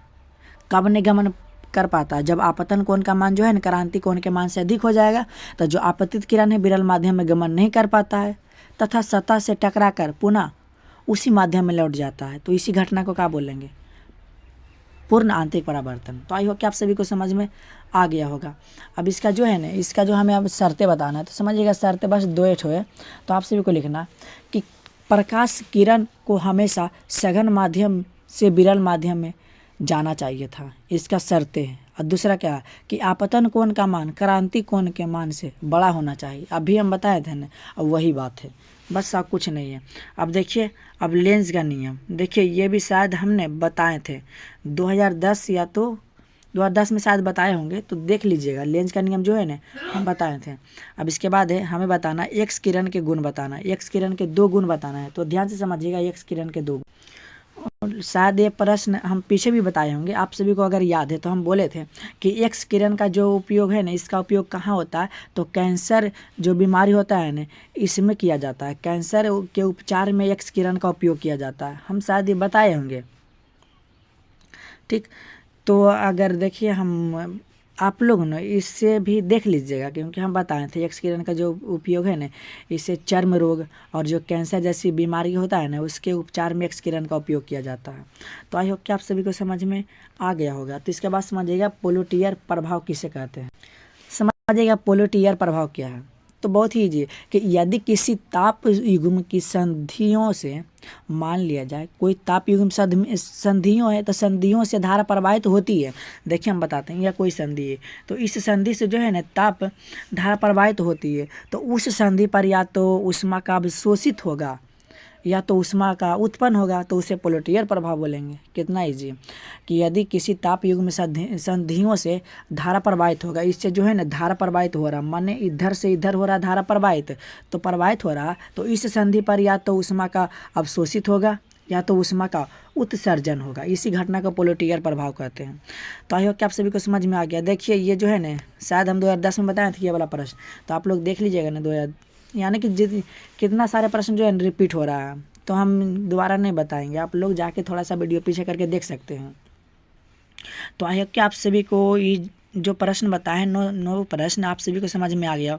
और भी प्रश्न पूछा गया होगा न्यूमेरिकल वगैरह, तो न्यूमेरिकल हम नहीं बता रहे हैं, इसके अगले वीडियो में न्यूमेरिकल का वीडियो जरूर लाएंगे, अगर आप लोग कमेंट कीजिएगा। तो 2017 के क्वेश्चन बैंक को देखते हैं कि 2017 में क्या प्रश्न पूछा गया था और किस टाइप का प्रश्न पूछा गया था। देखिए हम बता देते हैं कि 2017 में शायद 10 या 11 प्रश्न पूछा गया होगा, लेकिन इसमें जो है ना हम 3 प्रश्न बताएंगे, क्योंकि अधिकतर उस टाइम न्यूमेरिकल ही पूछा जाता था। क्लियर? तो हम आप सभी को परिभाषा ही बताएंगे। तो समझिएगा 2017 का पहला प्रश्न का पूछा था, मॉड्यूलन को परिभाषित करना है और इसका प्रकार। देखिए ये जो प्रश्न अभी बताए थे 2015 में शायद बताएं, आप लोग देखिए 2015 में बताए कि नहीं बताए थे ना, कितना जो है प्रश्न रिपीट हो रहा। अब इसके बाद देखिए दूसरा प्रश्न बता देते हैं। दूसरा प्रश्न जो है ना बूस्टर के नियम बताना है, कुछ नहीं है। तो इस नियम के अनुसार, मतलब कि बूस्टर के नियम के अनुसार किसी माध्यम का जो अपवर्तनांक है ना, वो ध्रुवन कोण के स्पर्शक जय के बराबर होता है, उसे बूस्टर का नियम कहते हैं। देखिए आप सभी को इसमें ध्यान रखना है कि बूस्टर के नियम के अनुसार जो है ना किसी माध्यम का अपवर्तनांक ध्रुवन कोण के स्पर्शक जय के बराबर होता है, बूस्टर का नियम कहलाता है। तो आई होप कि आप सभी को समझ में आ गया होगा। अब इसके बाद समझिएगा तीसरा नंबर क्या है। तीसरा नंबर आप लोग ध्यान से समझिएगा। तीसरा नंबर प्रश्न क्या है, यहाँ पे देखिए तीसरा नंबर है, नाभिक से अल्फा बीटा कण के उत्सर्जन से तत्व के परमाणु की स्थिति आवर्त तालिका में कैसे बदलता है, लिखिए। हमें बताना है अल्फा और बीटा जब नाभिक से निकलता है तो कैसे बदलाव होता है, हमें यही तो बताना है। तो देखिए हम सबसे पहले अल्फा के बारे में बात करते हैं। तो जब नाभिक से अल्फा कण निकलता है तब तत्व के आवर्त सारणी में, जो तत्व का आवर्त सारणी है ना, आवर्त सारणी में परमाणु संख्या 2 स्थान से, क्या बोले, 2 स्थान से तथा द्रव्यमान संख्या 4 स्थान के पीछे चला जाता है। परमाणु संख्या 2 स्थान से और द्रव्यमान संख्या 4 स्थान से पीछे चला जाता है। अब इसके बाद हम कर लेते हैं बीटा का बात, समझिएगा बीटा। तो जब नाभिक से बीटा निकलता है ना, मतलब बीटा कण निकलता है, तब क्या होता है ना, तब तत्व का आवर्त सारणी में परमाणु संख्या, यहाँ पे समझिएगा, परमाणु संख्या 1 स्थान से बढ़ जाता है, परंतु द्रव्यमान संख्या अपरिवर्तित रहता है। मतलब कि इसमें जो है ना परमाणु संख्या 1 स्थान से बढ़ जाता है, लेकिन इसमें जो है द्रव्यमान संख्या अपरिवर्तित रहता है। तो आई होप कि आप सभी को समझ में आ लीजिएगा। हम आगे हैं 2019 के क्वेश्चन बैंक में। तो चलिए 2019 में क्या प्रश्न पूछा था और कैसा प्रश्न पूछा था, तो ध्यान से समझिएगा। 2019 का पहला प्रश्न पूछा था कि विद्युतीय फ्लक्स को परिभाषित करना है और इसका एसआई मात्रक लिखना है। तो एसआई मात्रक हम ऑलरेडी बता दिए हैं और अभी भी बता देंगे, लेकिन यहाँ पे समझिएगा विद्युत फ्लक्स को परिभाषित करना तो बहुत ही ईजी है कि विद्युत क्षेत्र में रखें, मान लिया जाए, देखिए हम आप सभी को समझाते हैं, मान लिया जाए यह कोई विद्युत क्षेत्र है, तो विद्युत क्षेत्र में रखें किसी सतह से, यदि मान लिया जाए यह कोई सतह, तो किसी सतह से गुजरने वाली कुछ विद्युतीय बल रेखाओं की संख्या विद्युत फ्लक्स कहलाती है। यानी कि आप सभी को इसमें याद रखना है कि विद्युत क्षेत्र में रखें, मान लीजिए यह कोई विद्युत क्षेत्र है, तो विद्युत क्षेत्र में रखें किसी सतह से गुजरने वाली का कुछ विद्युतीय बल रेखाओं की संख्या विद्युत फ्लक्स कहलाती है। तो आई होप कि आप सभी को समझ में आ गया होगा। अब इसका एसआई मात्रक जो होता है न्यूटन मीटर स्क्वायर प्रति कूलम होता है, ठीक। तो आप सभी को समझ में आ गया होगा। अब इसके बाद समझिएगा लॉरेंज बल। देखिए दूसरा प्रश्न है, लॉरेंज बल किसे कहते हैं, बहुत ही ईजी है। तो समझिए कि जब कोई आवेशित कण ऐसे क्षेत्र में गति कर रहा है जहां विद्युतीय और चुंबकीय क्षेत्र दोनों उपस्थित हों, तो आवेशित कण पर क्रियाशील कुल बल लॉरेंज बल कहलाता है। देखिए हम बता देते हैं, मान लिया जाए कोई आवेशित कण है और ऐसे क्षेत्र में गति कर रहा है, मान लिया जाए ऐसे जो है ना आवेशित कण है और इस क्षेत्र में गति कर रहा है, यानी कि जब कोई आवेशित कण ऐसे क्षेत्र में गति कर रहा है जहां विद्युतीय गुण, यहाँ पे रहेगा कौन, विद्युतीय और चुंबकीय गुण दोनों उपस्थित रहेगा, और ये दोनों के कारण जो इस पर जो बल लगेगा इसे ही लॉरेंज बल करेंगे। तो आई होप कि आप सभी को समझ में आ गया होगा। तो आप सभी को इसमें लिखना है इस तरह से कि जब कोई आवेशित कण ऐसे क्षेत्र में गति कर रहा है जहाँ विद्युतीय और चुंबकीय क्षेत्र दोनों उपस्थित हो तो आवेशित कण पर क्रियाशील कुल बल लॉरेंज बल कहलाता है। तो आई होप कि आप सभी को समझ में आ गया होगा। अब इसके बाद समझिएगा तीसरा प्रश्न क्या है, शंट क्या है और इसका जो है ना 2 गो हमें उपयोग बताना। तो समझिएगा शंट क्या है, तो बहुत ही ईजी है कि जब ये जो है ना इसे समांतर क्रम में जोड़ते हैं और धारा मापी के साथ जोड़ते हैं, ठीक। तो इतना तो आप सभी को समझ में आए कि जब धारा मापी के साथ समांतर क्रम में निम्न प्रतिरोध को जोड़ा जाता है तो इसे शंट कहा जाता है। और इसका जो है ना 2 गो उपयोग बताना। तो इसका उपयोग पहला है, शंट लगाकर किसी भी धारा मापी को एमीटर में बदला जा सकता है। मतलब कि शंट लगाकर कोई भी धारा मापी है उसे एमीटर में तुरंत बदल देंगे। अब दूसरा क्या है कि शंट धारा मापी की कुंडली को जलने से बचाता है। तो आई होप कि आप सभी को समझ में आ गया होगा। अब इसके बाद समझिएगा अगला प्रश्न क्या, प्रत्यावर्ती धारा परिपथ में प्रतिघात और प्रतिबाधा बताना। तो ध्यान से समझिएगा। तो समझिए प्रतिघात के यहाँ पे समझिए, पहले हम प्रतिघात के बारे में समझ लेते हैं। आखिर प्रतिघात क्या है। प्रत्यावर्ती धारा परिपथ में जो प्रतिघात है हमें बताना है। तो समझिएगा कि एल परिपथ एवं सी परिपथ को क्या बोलेंगे, प्रतिघात बोलेंगे। मतलब कि एल परिपथ और सी परिपथ के प्रतिरोध को ही प्रतिघात बोलेंगे। इसमें ध्यान रखना है, जो प्रतिघात है ना, प्रतिघात की बात कर रहे हैं तो एल और सी परिपथ के प्रतिरोध को प्रतिघात कहेंगे। और प्रतिबाधा की बात हम करते हैं तो प्रतिबाधा को आपको इस तरह से लिखना कि जो इसमें क्या था एल और सी था ना, इसमें सिर्फ आपको आर जोड़ना है और इसमें आर जोड़ना है, बस वही है कि इसमें जो है ना परिपथ में एल आर परिपथ और सी आर परिपथ के प्रतिरोध को ही प्रतिबाधा कहेंगे। तो आई होप कि आप सभी को समझ में आ गया होगा। अब इसके बाद समझिएगा प्राथमिक इंद्रधनुष और द्वितीयक इंद्रधनुष किसे कहते हैं। तो ध्यान से समझिएगा प्राथमिक इंद्रधनुष किसे कहते हैं। तो समझिएगा कि जब वर्षा की बूंदों पर सूर्य के प्रकाश आपतित होती है, मान लिया जाए या कोई वर्षा के बूंदे तो इस पर सूर्य के प्रकाश आपतित होती है, ठीक।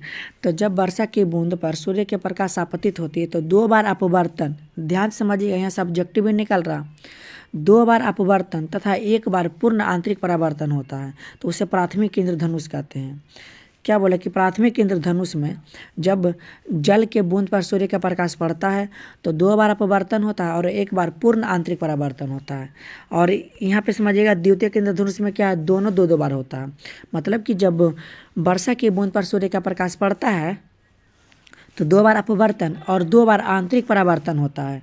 तो यानी कि 2 बार पूर्ण आंतरिक परावर्तन होता है तो उसे द्वितीयक इंद्रधनुष कहते हैं। तो आई होप कि आप सभी को समझ में आ गया होगा। अब इसके बाद हमें बताना है परमाणु के बोर मॉडल की 2 गो कमियाँ। तो ध्यान से समझिएगा 2 गो कमियाँ आखिर इसका क्या है। तो इसका पहला कमी आप सभी को ध्यान देना है। तो पहला कमी यह है कि यह परमाणु में इलेक्ट्रॉन वितरण के विषय में कोई विचार नहीं देता है। मतलब कि इलेक्ट्रॉन के बारे में कोई जानकारी नहीं देता है। और दूसरा इसमें याद रखना है कि यह मॉडल तरंग संख्या के विषय में कोई सूचना नहीं देता, या जो है ना मॉडल तरंग संख्या के बारे में भी कोई सूचना नहीं देता है। तो आई होप कि आप सभी को समझ में आ गया होगा। अब यहाँ पे देखिए विद्युत फ्लक्स को परिभाषित करें किसी सतह पर। मतलब कि देखिए दोबारा टाइपिंग हो गया। मतलब कि यहाँ देखिए जो प्रश्न 1 है वही प्रश्न कौन है 7 है। तो आप लोग ये कर लीजिएगा। तो चलिए प्रश्न 8 की ओर चलते हैं। तो 8वां नंबर प्रश्न क्या है, ध्यान दीजिएगा। 8वां नंबर प्रश्न हमारा है विद्युत चुंबकीय तरंग के 2 गुण बताना है। तो ध्यान समझिएगा कि यह जो पहला गुण ध्यान दीजिएगा कि विद्युत चुंबकीय तरंग को गमन करने के लिए किसी द्रव माध्यम की आवश्यकता नहीं पड़ता है। समझ में आ गया ना। और दूसरा याद रखना कि यह तरंग जो है ना अध्यारोपण के नियम का पालन करता है। तो आई होप कि आप सभी को समझ में आ गया होगा। अब इसके बाद लेंस का नियम। देखिए लेंस का नियम हम कितना बार बताए हैं, आप लोग वीडियो को पीछे करके देख सकते हैं कि लेंस के नियम हम कितना बार बताए हैं, कितना बार रिपीट हो रहा है ये सब प्रश्न। इसलिए कहते हैं कि क्वेश्चन बैंक को अच्छा से तैयार कर लीजिए। हम बता रहे हैं ना, इससे बाहर एक भी प्रश्न आपके एग्जाम में नहीं पूछे जाएंगे। 20 नंबर इसी से क्लियर हो जाएगा। सभी लोग आगे हैं 2020 के क्वेश्चन बैंक। तो चलिए 2020 में कैसा प्रश्न पूछा गया था और क्या क्या प्रश्न था। देखिए ये जो है ना 12th क्लास में अधिकतर क्वेश्चन जो है ना 10th क्लास का ही क्वेश्चन है। देखिए पहला प्रश्न है, आप लोग अगर 10th क्लास में पढ़े होंगे तो पता ही होगा कि 10th क्लास में भी ये प्रश्न आता है कि फ्लेमिंग के बाएं हस्त के नियम बताना। तो कुछ नहीं है, ध्यान समझिएगा फ्लेमिंग के बाएं हस्त के नियम क्या। तो आप सभी को तीन अंगुली लेना है, यानी कि बाएं हाथ के तीन अंगुली लेना है। कौन को लेना? अंगूठा और तर्जनी और मध्यमा। इस प्रकार आप सभी को लंबवत फैलाना है ना। क्या क्या बोले? बाएं हाथ की तीन अंगुली लेना है। कौन? तर्जनी लेना है, मध्यमा लेना और अंगूठा। तीनों को इस प्रकार लंबवत फैलाना है। लंबवत का मतलब 90 डिग्री फैलाना है कि जो तर्जनी चुंबकीय क्षेत्र की दिशा बताएगा और मध्यमा धारा की दिशा बताएगा और अंगूठा जो है ना धारावाहिक चालक पर लगे बल की दिशा बताएगा। तो वही फ्लेमिंग के वाम हस्त के नियम कहलाएगा। क्या बोले कि बाएं हाथ की तीन अंगुलियां हमें लेना है, मध्यमा, तर्जनी और अंगूठा लेना और तीनों को इस प्रकार लंबवत फैलाना है ना कि जो तर्जनी है ना चुंबकीय क्षेत्र की दिशा बताएगा, मध्यमा धारा की दिशा बताएगा और जो अंगूठा है धारावाहिक चालक पर लगे बल की दिशा बताएगा। तो यही फ्लेमिंग के वाम हस्त के नियम है। तो आई होप कि आप सभी को समझ में आ गया होगा। अब इसके बाद ध्यान दीजिएगा दूसरा नंबर प्रश्न क्या है। तो दूसरा नंबर प्रश्न है पृथ्वी के चुंबकीय तत्वों से आप क्या समझते हैं। तो ध्यान समझिएगा, पृथ्वी के चुंबकीय तत्वों से आप क्या समझते हैं। तो आप सभी को लिखना है कि पृथ्वी के चुंबकीय तत्व से हम यह समझते हैं कि किसी स्थान पर पृथ्वी के चुंबकीय क्षेत्र का परिमाण, क्या बोल रहे हैं कि पृथ्वी के चुंबकीय क्षेत्र का परिमाण और दिशा का पूर्ण ज्ञान जिन राशियों से प्राप्त होता है उन्हीं राशियों को क्या बोलेंगे? पृथ्वी के चुंबकीय तत्व बोलेंगे। तो आई होप कि आप सभी को समझ में आ गया। तो आपको इसमें ध्यान रखना है कि पृथ्वी के चुंबकीय क्षेत्र का परिमाण और दिशा का पूर्ण ज्ञान जिस राशि से हमें प्राप्त होता है ना उसे ही बोलेंगे का पृथ्वी के चुंबकीय तत्व बोलेंगे। तो आई होप कि आप सभी को समझ में आ गया होगा। अब इसके बाद समझिएगा 3 नंबर प्रश्न क्या है।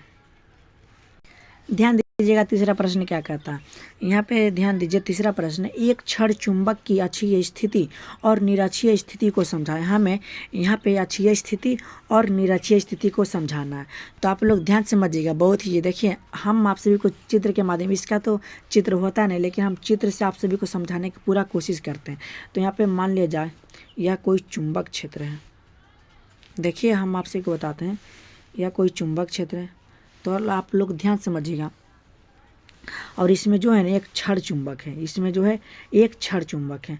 तो इस क्षण चुंबक के चारों ओर का अपना एगो चुंबकीय क्षेत्र होगा। यही तो बोले एगो चुंबकीय क्षेत्र है ना, इस क्षण चुंबक का एगो अपना चारों ओर चुंबकीय क्षेत्र होता है के लिए। और यहाँ पे ध्यान दीजिएगा कि इस क्षेत्र में मतलब कि इस क्षेत्र में जो है ना इस क्षेत्र में चुंबक के सापेक्ष दो विशिष्ट बिंदुओं की स्थितियों को मानक स्थिति कहा जाता है। मतलब कि यहाँ पे दो बिंदु है। पहला बिंदु ये है, क्षण चुंबक का पहला बिंदु ये और ये दूसरा बिंदु है। ध्यान दीजिएगा ये पहला बिंदु है और ये दूसरा बिंदु है। तो यहाँ पे ध्यान दीजिएगा कि स्थिति चुंबक का यहाँ पे स्थिति चुंबक के अक्ष पर होता है। यानी कि जब एक बिंदु मान लीजिए ये वाला बिंदु स्थिति चुंबक के अगर अक्ष पर होता है तो उसे अक्षीय स्थिति बोलते हैं। और दूसरा बिंदु जो है ना चुंबक की लंबाई के अगर लंबवत होता है तो उसे क्या बोलेंगे? दूसरा क्या बोलेंगे? निरक्षीय स्थिति बोलेंगे। तो आई होप कि आप सभी को समझ में आ गया होगा। नहीं समझ में आया देखिए हम आप सभी को समझाते हैं।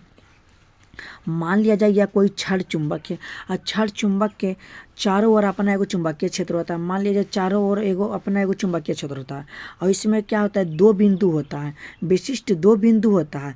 एक बिंदु अगर एक बिंदु जो है ना अक्षीय में यानी कि चुंबक की स्थिति अक्ष पर होता है, यानी कि स्थिति चुंबक के अक्ष पर होता है। मन यहाँ पे समझिएगा, देखिए इसमें एक की स्थिति चुंबक के अक्ष पर होता है। अगर एक की स्थिति चुंबक के अक्ष पर होगा तो उसे अक्षीय बोलेंगे और दूसरा का स्थिति चुंबक के लंबवत होगा तो उसे क्या बोलेंगे? निरक्षीय स्थिति बोलेंगे। तो आई होप कि आप सभी को समझ में आ गया होगा।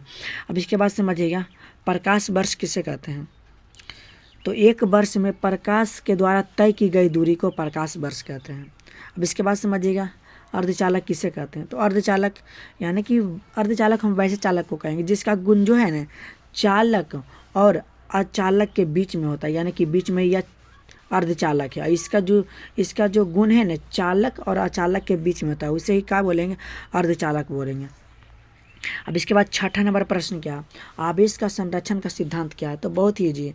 आवेश का संरक्षण का सिद्धांत यही कहता है कि आवेश को ना तो उत्पन्न किया जा सकता है और ना ही नष्ट किया जा सकता है, बल्कि आवेश को एक रूप से दूसरे रूप में बदला जा सकता है। यही आवेश का संरक्षण का सिद्धांत कहलाता है। तो आई होप कि आप सभी को समझ में आ गया होगा। अब इसके बाद समझिएगा 7वां नंबर प्रश्न क्या है। ध्यान दीजिएगा 7वां नंबर प्रश्न क्या कहता है? विद्युत चुंबकीय तरंग क्या? हमें बताना है विद्युत चुंबकीय तरंग क्या है। तो ध्यान समझिएगा कि यदि किसी बिंदु पर मान लिया जाए यह कोई बिंदु है तो यदि किसी बिंदु पर विद्युत का विक्षोभ उत्पन्न होता है, मान लिया जाए इस पर कोई विक्षोभ उत्पन्न हो गया है ठीक।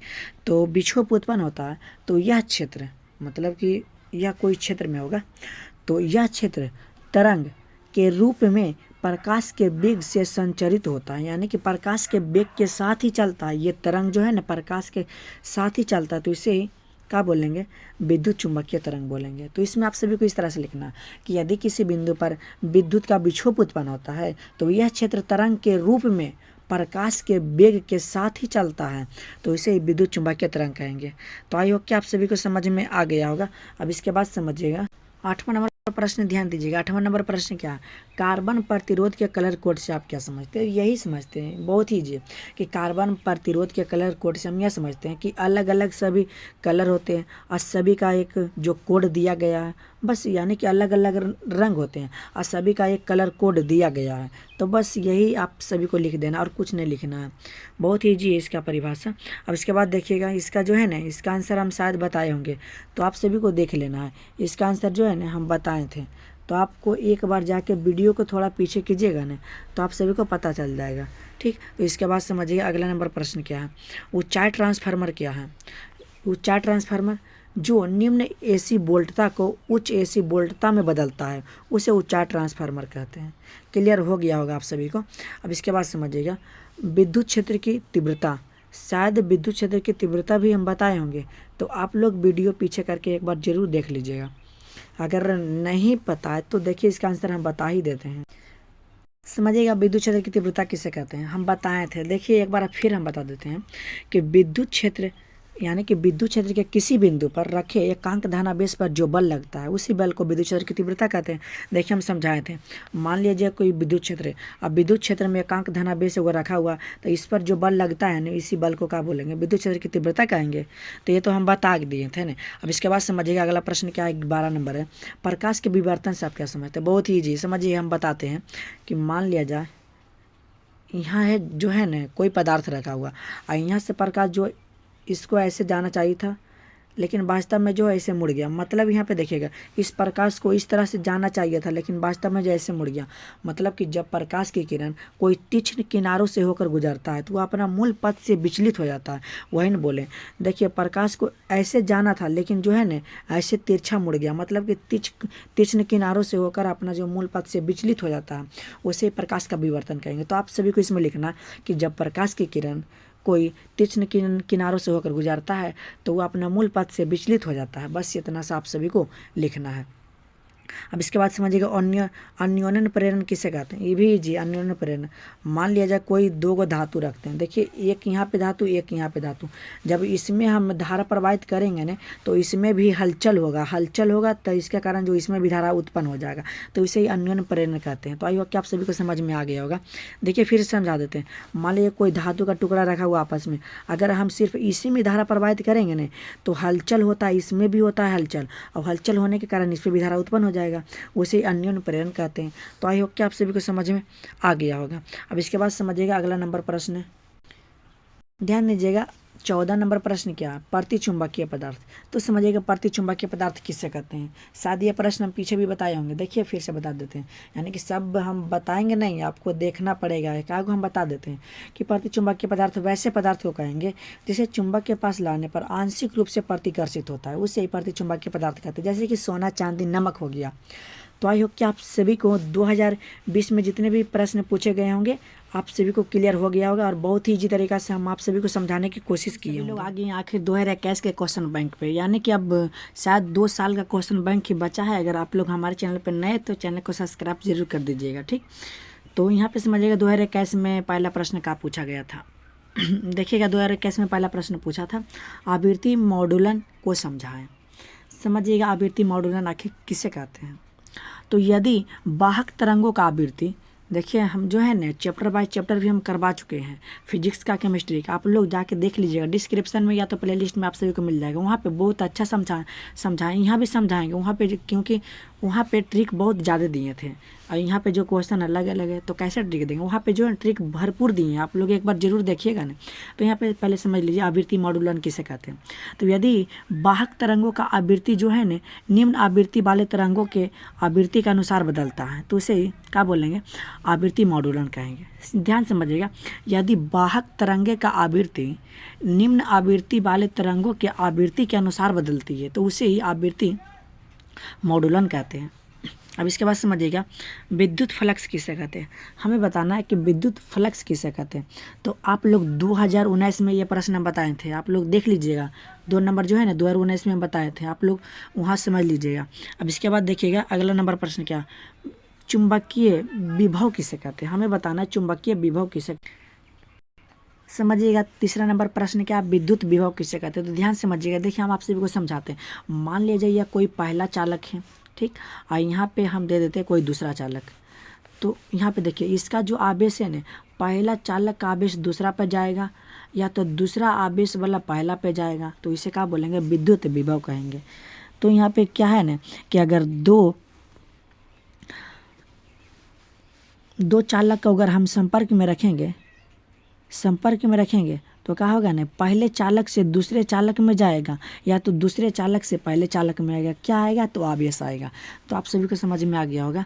अब इसके बाद समझिएगा अर्धचालक, देखिए हम पीछे ही बताए थे अर्धचालक, मतलब कि 2020 में ही बताए थे, तो आप लोग वहाँ पे जाके देख सकते हैं। इसके बाद देखिए द्वितीयक इंद्रधनुष, ये भी हम बताए थे, तो आप सभी को पता ही है कि द्वितीयक इंद्रधनुष हम बताए थे, शायद 2019 में बताए थे, तो आप लोग वहाँ पर जाके देख सकते हैं। अब इसके बाद हमें बताना है चालक की धारिता। तो यहाँ पे समझिएगा चालक की धारिता किसे कहते हैं।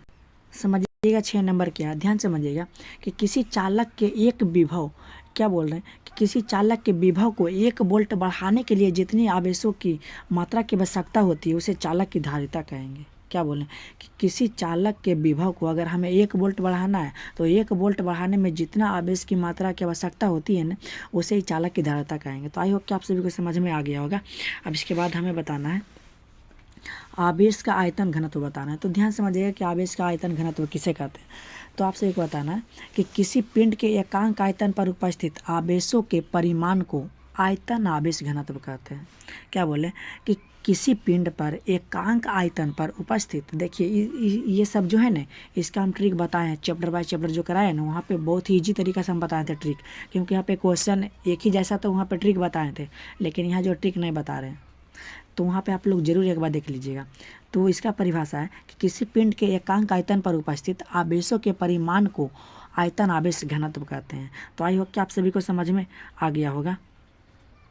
अब इसके बाद जो है ना इस साथ ही इसमें हमें पूछा है इसका जो है ना एसआई मात्रक भी बताना है।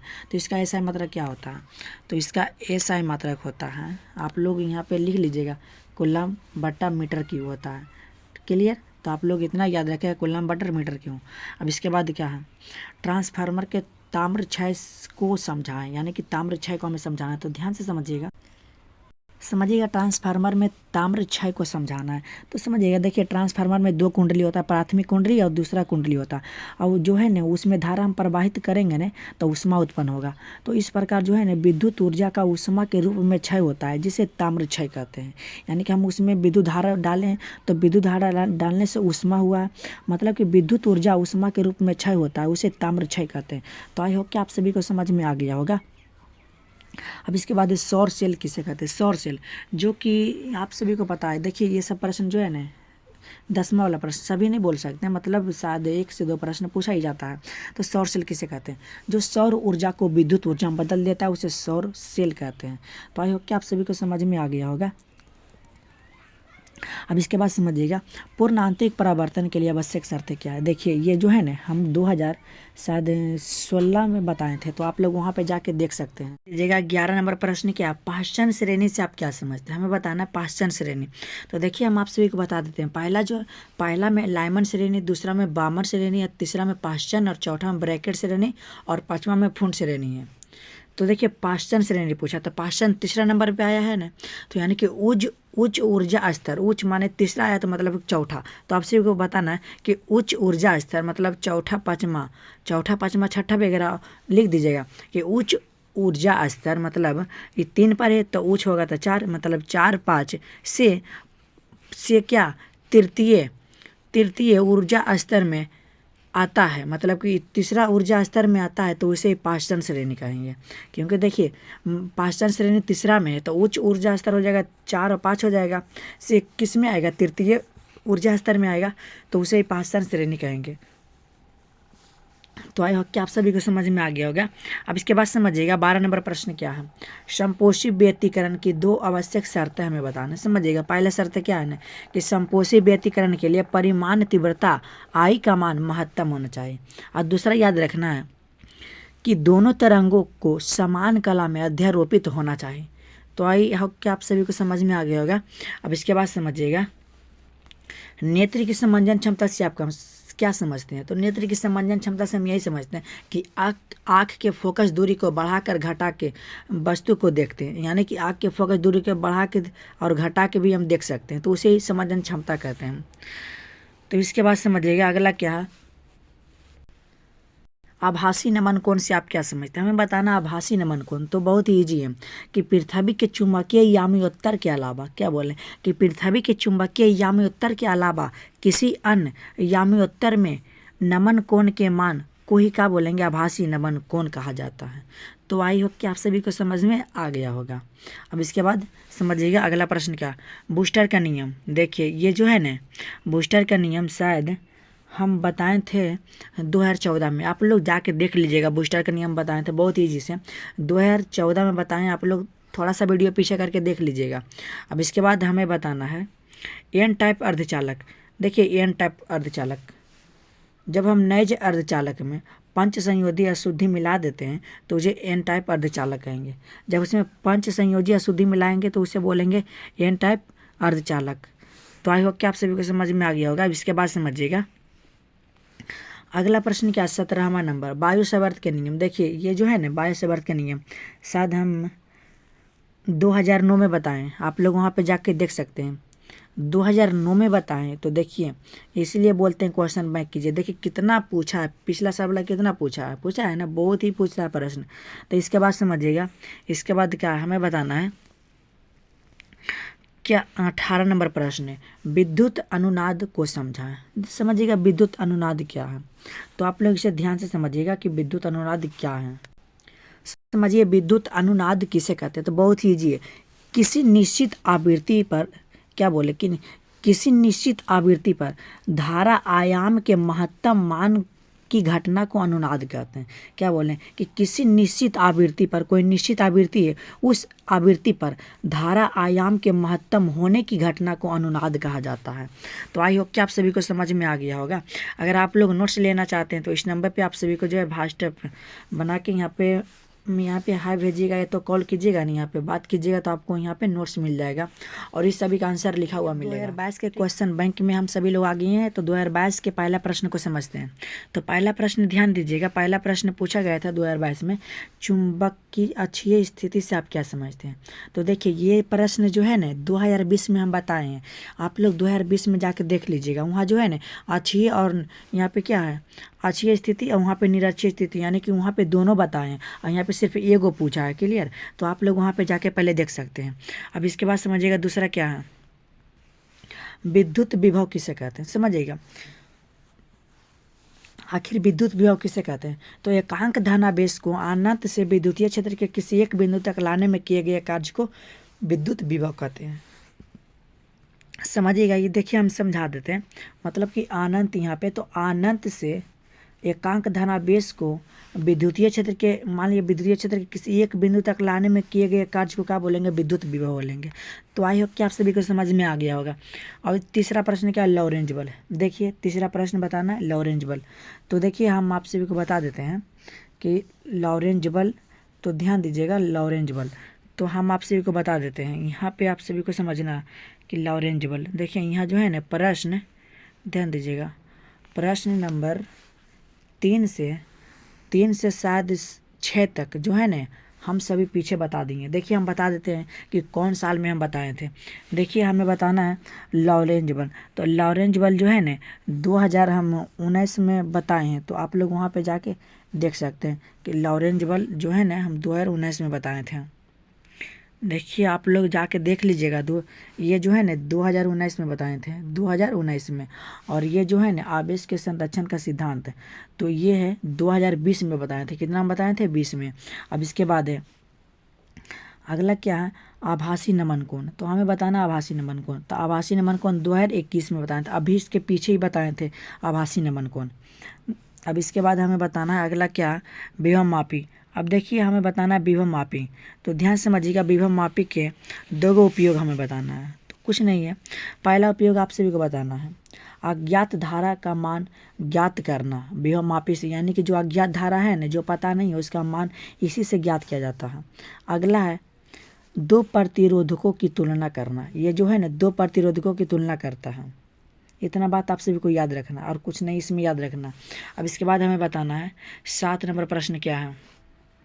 7 नंबर, माध्यम के अपवर्तनांक से आप क्या समझते हैं? समझिएगा, माध्यम के अपवर्तनांक से हम क्या समझते हैं। तो समझिए कि अपवर्तनांक एक नियतांक है। आप सभी को पता है ना कि अपवर्तनांक एक नियतांक है, जिसकी मदद से किसी भी माध्यम के प्रकाशीय व्यवहार की जानकारी प्राप्त होती है। उसे क्या बोलेंगे? माध्यम के अपवर्तनांक बोलेंगे। और क्या?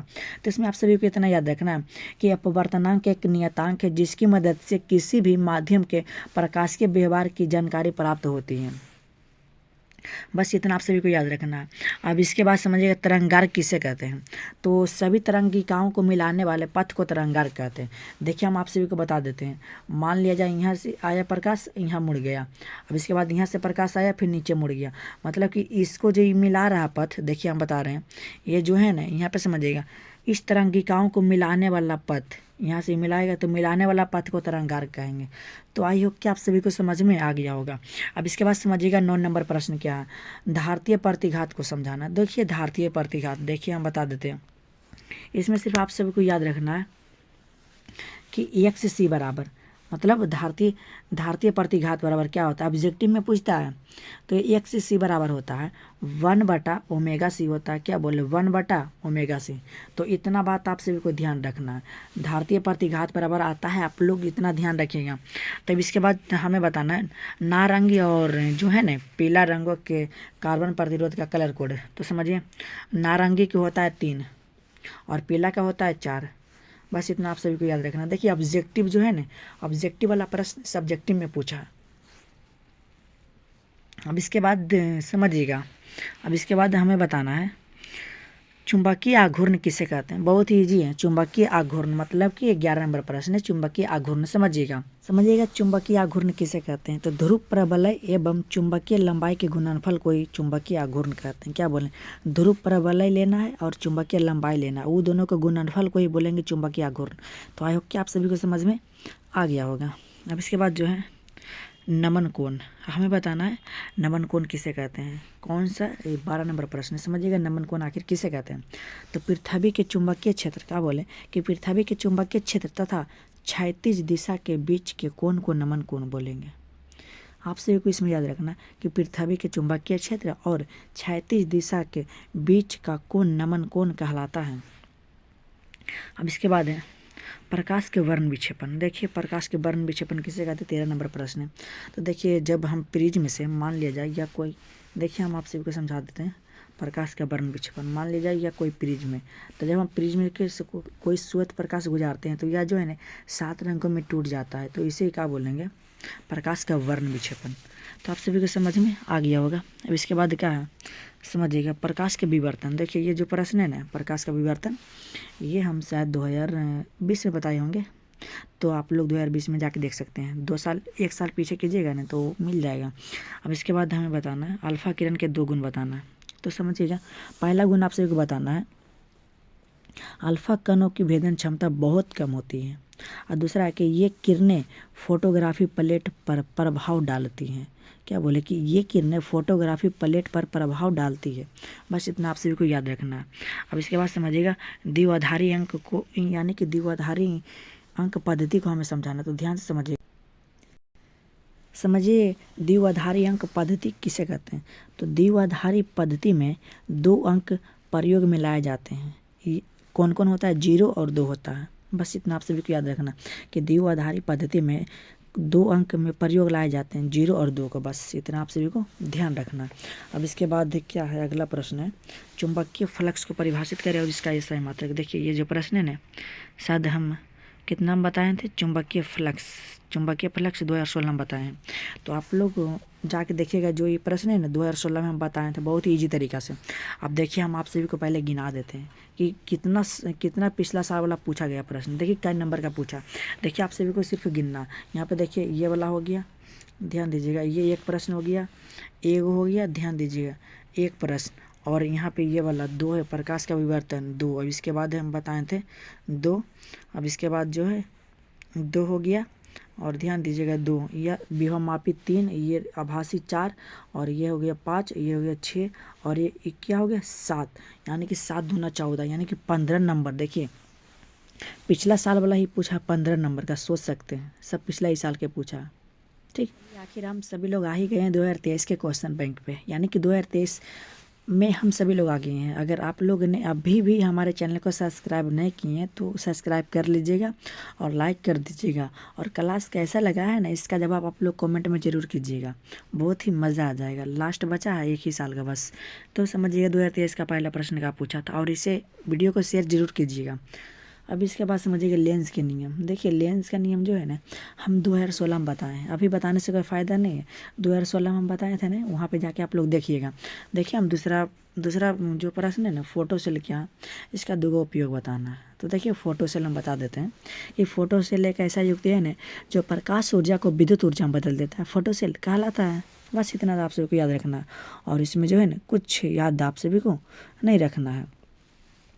अब अगर हम इसका बात कर लेते हैं उपयोग का बात, तो समझिएगा फोटो सेल का उपयोग विद्युत नेत्र यंत्र में किया जाता है, यानी कि विद्युत नेत्र यंत्र में किया जाता है। आप सभी को समझ में आ गया। अब इसके बाद है ना दूसरा है कि इसका जो है दूसरा है जो सिनेमा में जो ध्वनि होता है ना उसमें करते हैं, सिनेमा हॉल जो होता है ना उसमें जो ध्वनि होता है जो ज़्यादा सुनाई देता है, वहीं यहाँ फोटो सेल का उपयोग करते हैं। तो आई होप कि आप सभी को समझ में आ गया होगा।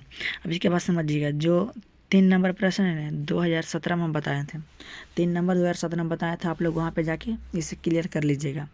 अब इसके बाद हम समझाते हैं 4 नंबर प्रश्न क्या, ध्यान दीजिएगा। सूक्ष्मदर्शी की आवर्धन क्षमता किस स्थिति में अधिक होगी, तो देखिए हम आप सभी को बता देते हैं। सूक्ष्मदर्शी की आवर्धन क्षमता का सूत्र क्या होता है, आप सभी को पता है ना, एम बराबर क्या होता है। देखिए इसी से जो 1 + D/F होता है कि नहीं, तो इतना आप लोग याद रखना कि सूक्ष्मदर्शी की आवर्धन क्षमता का सूत्र इतना होता है। इस सूत्र के अनुसार क्या कहता है, जो इस सूत्र लिखे है ना, इस सूत्र के अनुसार लेंस की फोकस दूरी F जितनी ही कम होगी लेंस की आवर्धन क्षमता उतनी ही अधिक होगी, यानी कि इसका जो फोकस दूरी जितनी ही कम होगी और लेंस की क्षमता जो है ना, लेंस की आवर्धन की क्षमता उतना ही अधिक होगा। तो आई होप कि आप सभी को समझ में आ गया होगा। अब इसके बाद समझिएगा 5वां नंबर प्रश्न क्या, कार्बन डेटिंग क्या है। समझिएगा कार्बन डेटिंग क्या है, तो कार्बन डेटिंग का मतलब होता है किसी भी चीज़ में मौजूद कार्बनिक पदार्थों की आयु निकालना, यानी कि कोई भी चीज़ है और उस चीज़ में कार्बनिक पदार्थ की आयु को निकालना, यानी कार्बन डेटिंग का काम होता है। यह जो है ना पूरी तरह विज्ञान पर आधारित है। अगर किसी भी चीज़ की आयु को लेकर अगर शंका होता है तो फिर इसी के माध्यम से उसकी आयु निर्धारित की जाती है, यानी कि कार्बन डेटिंग के द्वारा कोई भी चीज़ में मौजूद कार्बनिक पदार्थ की आयु है उस आयु को पता करने के लिए किया जाता है कार्बन डेटिंग का उपयोग। तो आई होप कि आप सभी को समझ में आ गया होगा। अब इसके बाद हमें बताना है परमाणु के बोर मॉडल के 2 कमियां हमें बताना है। तो देखिए ये जो प्रश्न है ना 2019 में बताए हैं, ये 2019 में बताएं। देख रहे हैं ना कि इतना पिछला साल वाला प्रश्न पूछा है, इसीलिए बोलते हैं क्वेश्चन बैंक अच्छा से कर लीजिए, पूरा जो है 20 नंबर यहीं से आ जाएगा। आप सभी को घबराना नहीं है। अब इसके बाद देख लीजिएगा परमाणु के जो है ना, हम बोले थे ना कि जो 2019 में बताए थे, आप लोग वहाँ पे जाके देख लीजिएगा। अब इसके बाद है प्रकाश के व्यतिकरण। अब हमें बताना है प्रकाश के व्यतिकरण की आवश्यक शर्तें, शायद ये भी जो है ना हम बताए थे प्रकाश के व्यतिकरण की आवश्यक शर्तें। तो आप लोग ना वहाँ पे एक बार जाके देखिएगा, शायद पीछे हम बताए होंगे, आप लोग देख लीजिएगा। अब इसके बाद हमें पूरा विश्वास है कि हम बताए हैं। दीजिएगा अगला प्रश्न क्या है, 9 नंबर प्रश्न है। 9 नंबर है, चुंबकीय आघूर्ण को परिभाषित करना है और इसका जो है SI मात्रक लिखना है। तो ये भी प्रश्न जो है, ये प्रश्न हम बताए थे 2022 में। अभी 1 साल पीछे कीजिए ना, आप सभी को पता चल जाएगा चुंबकीय आघूर्ण किसे कहते हैं। जो ध्रुव प्रबलय बोले थे और चुंबक की लंबाई के गुणनफल को क्या बोलेंगे, चुंबकीय आघूर्ण। तो आप लोग वहाँ पे जाके पहले समझ लीजिएगा। इसी तरह से बताए हैं। अब अगला क्या, प्राथमिक इंद्रधनुष और द्वितीयक इंद्रधनुष। तो ये भी प्रश्न जो है ना हम बताए थे पीछे, आप सभी को अगर याद है तो सही है, मतलब कि 2019 में ये प्रश्न हम बताए थे, तो आप लोग वहाँ पे जाके देख सकते हैं। अब इसके बाद हमें बताना है क्या, धारा घनत्व। तो समझिएगा कि धारा घनत्व किसे कहते हैं। तो किसी चालक के प्रति एकांक क्षेत्रफल से प्रवाहित विद्युत धारा के परिमाण को ही धारा घनत्व कहा जाता है। क्या बोले, किसी चालक के प्रति एकांक क्षेत्रफल से प्रवाहित विद्युत धारा के परिमाण को धारा घनत्व कहते हैं। तो आई होप कि आप सभी को समझ में आ गया होगा। अब इसके बाद है, संधारित्र की धारिता किन 2 बातों पर निर्भर करता है।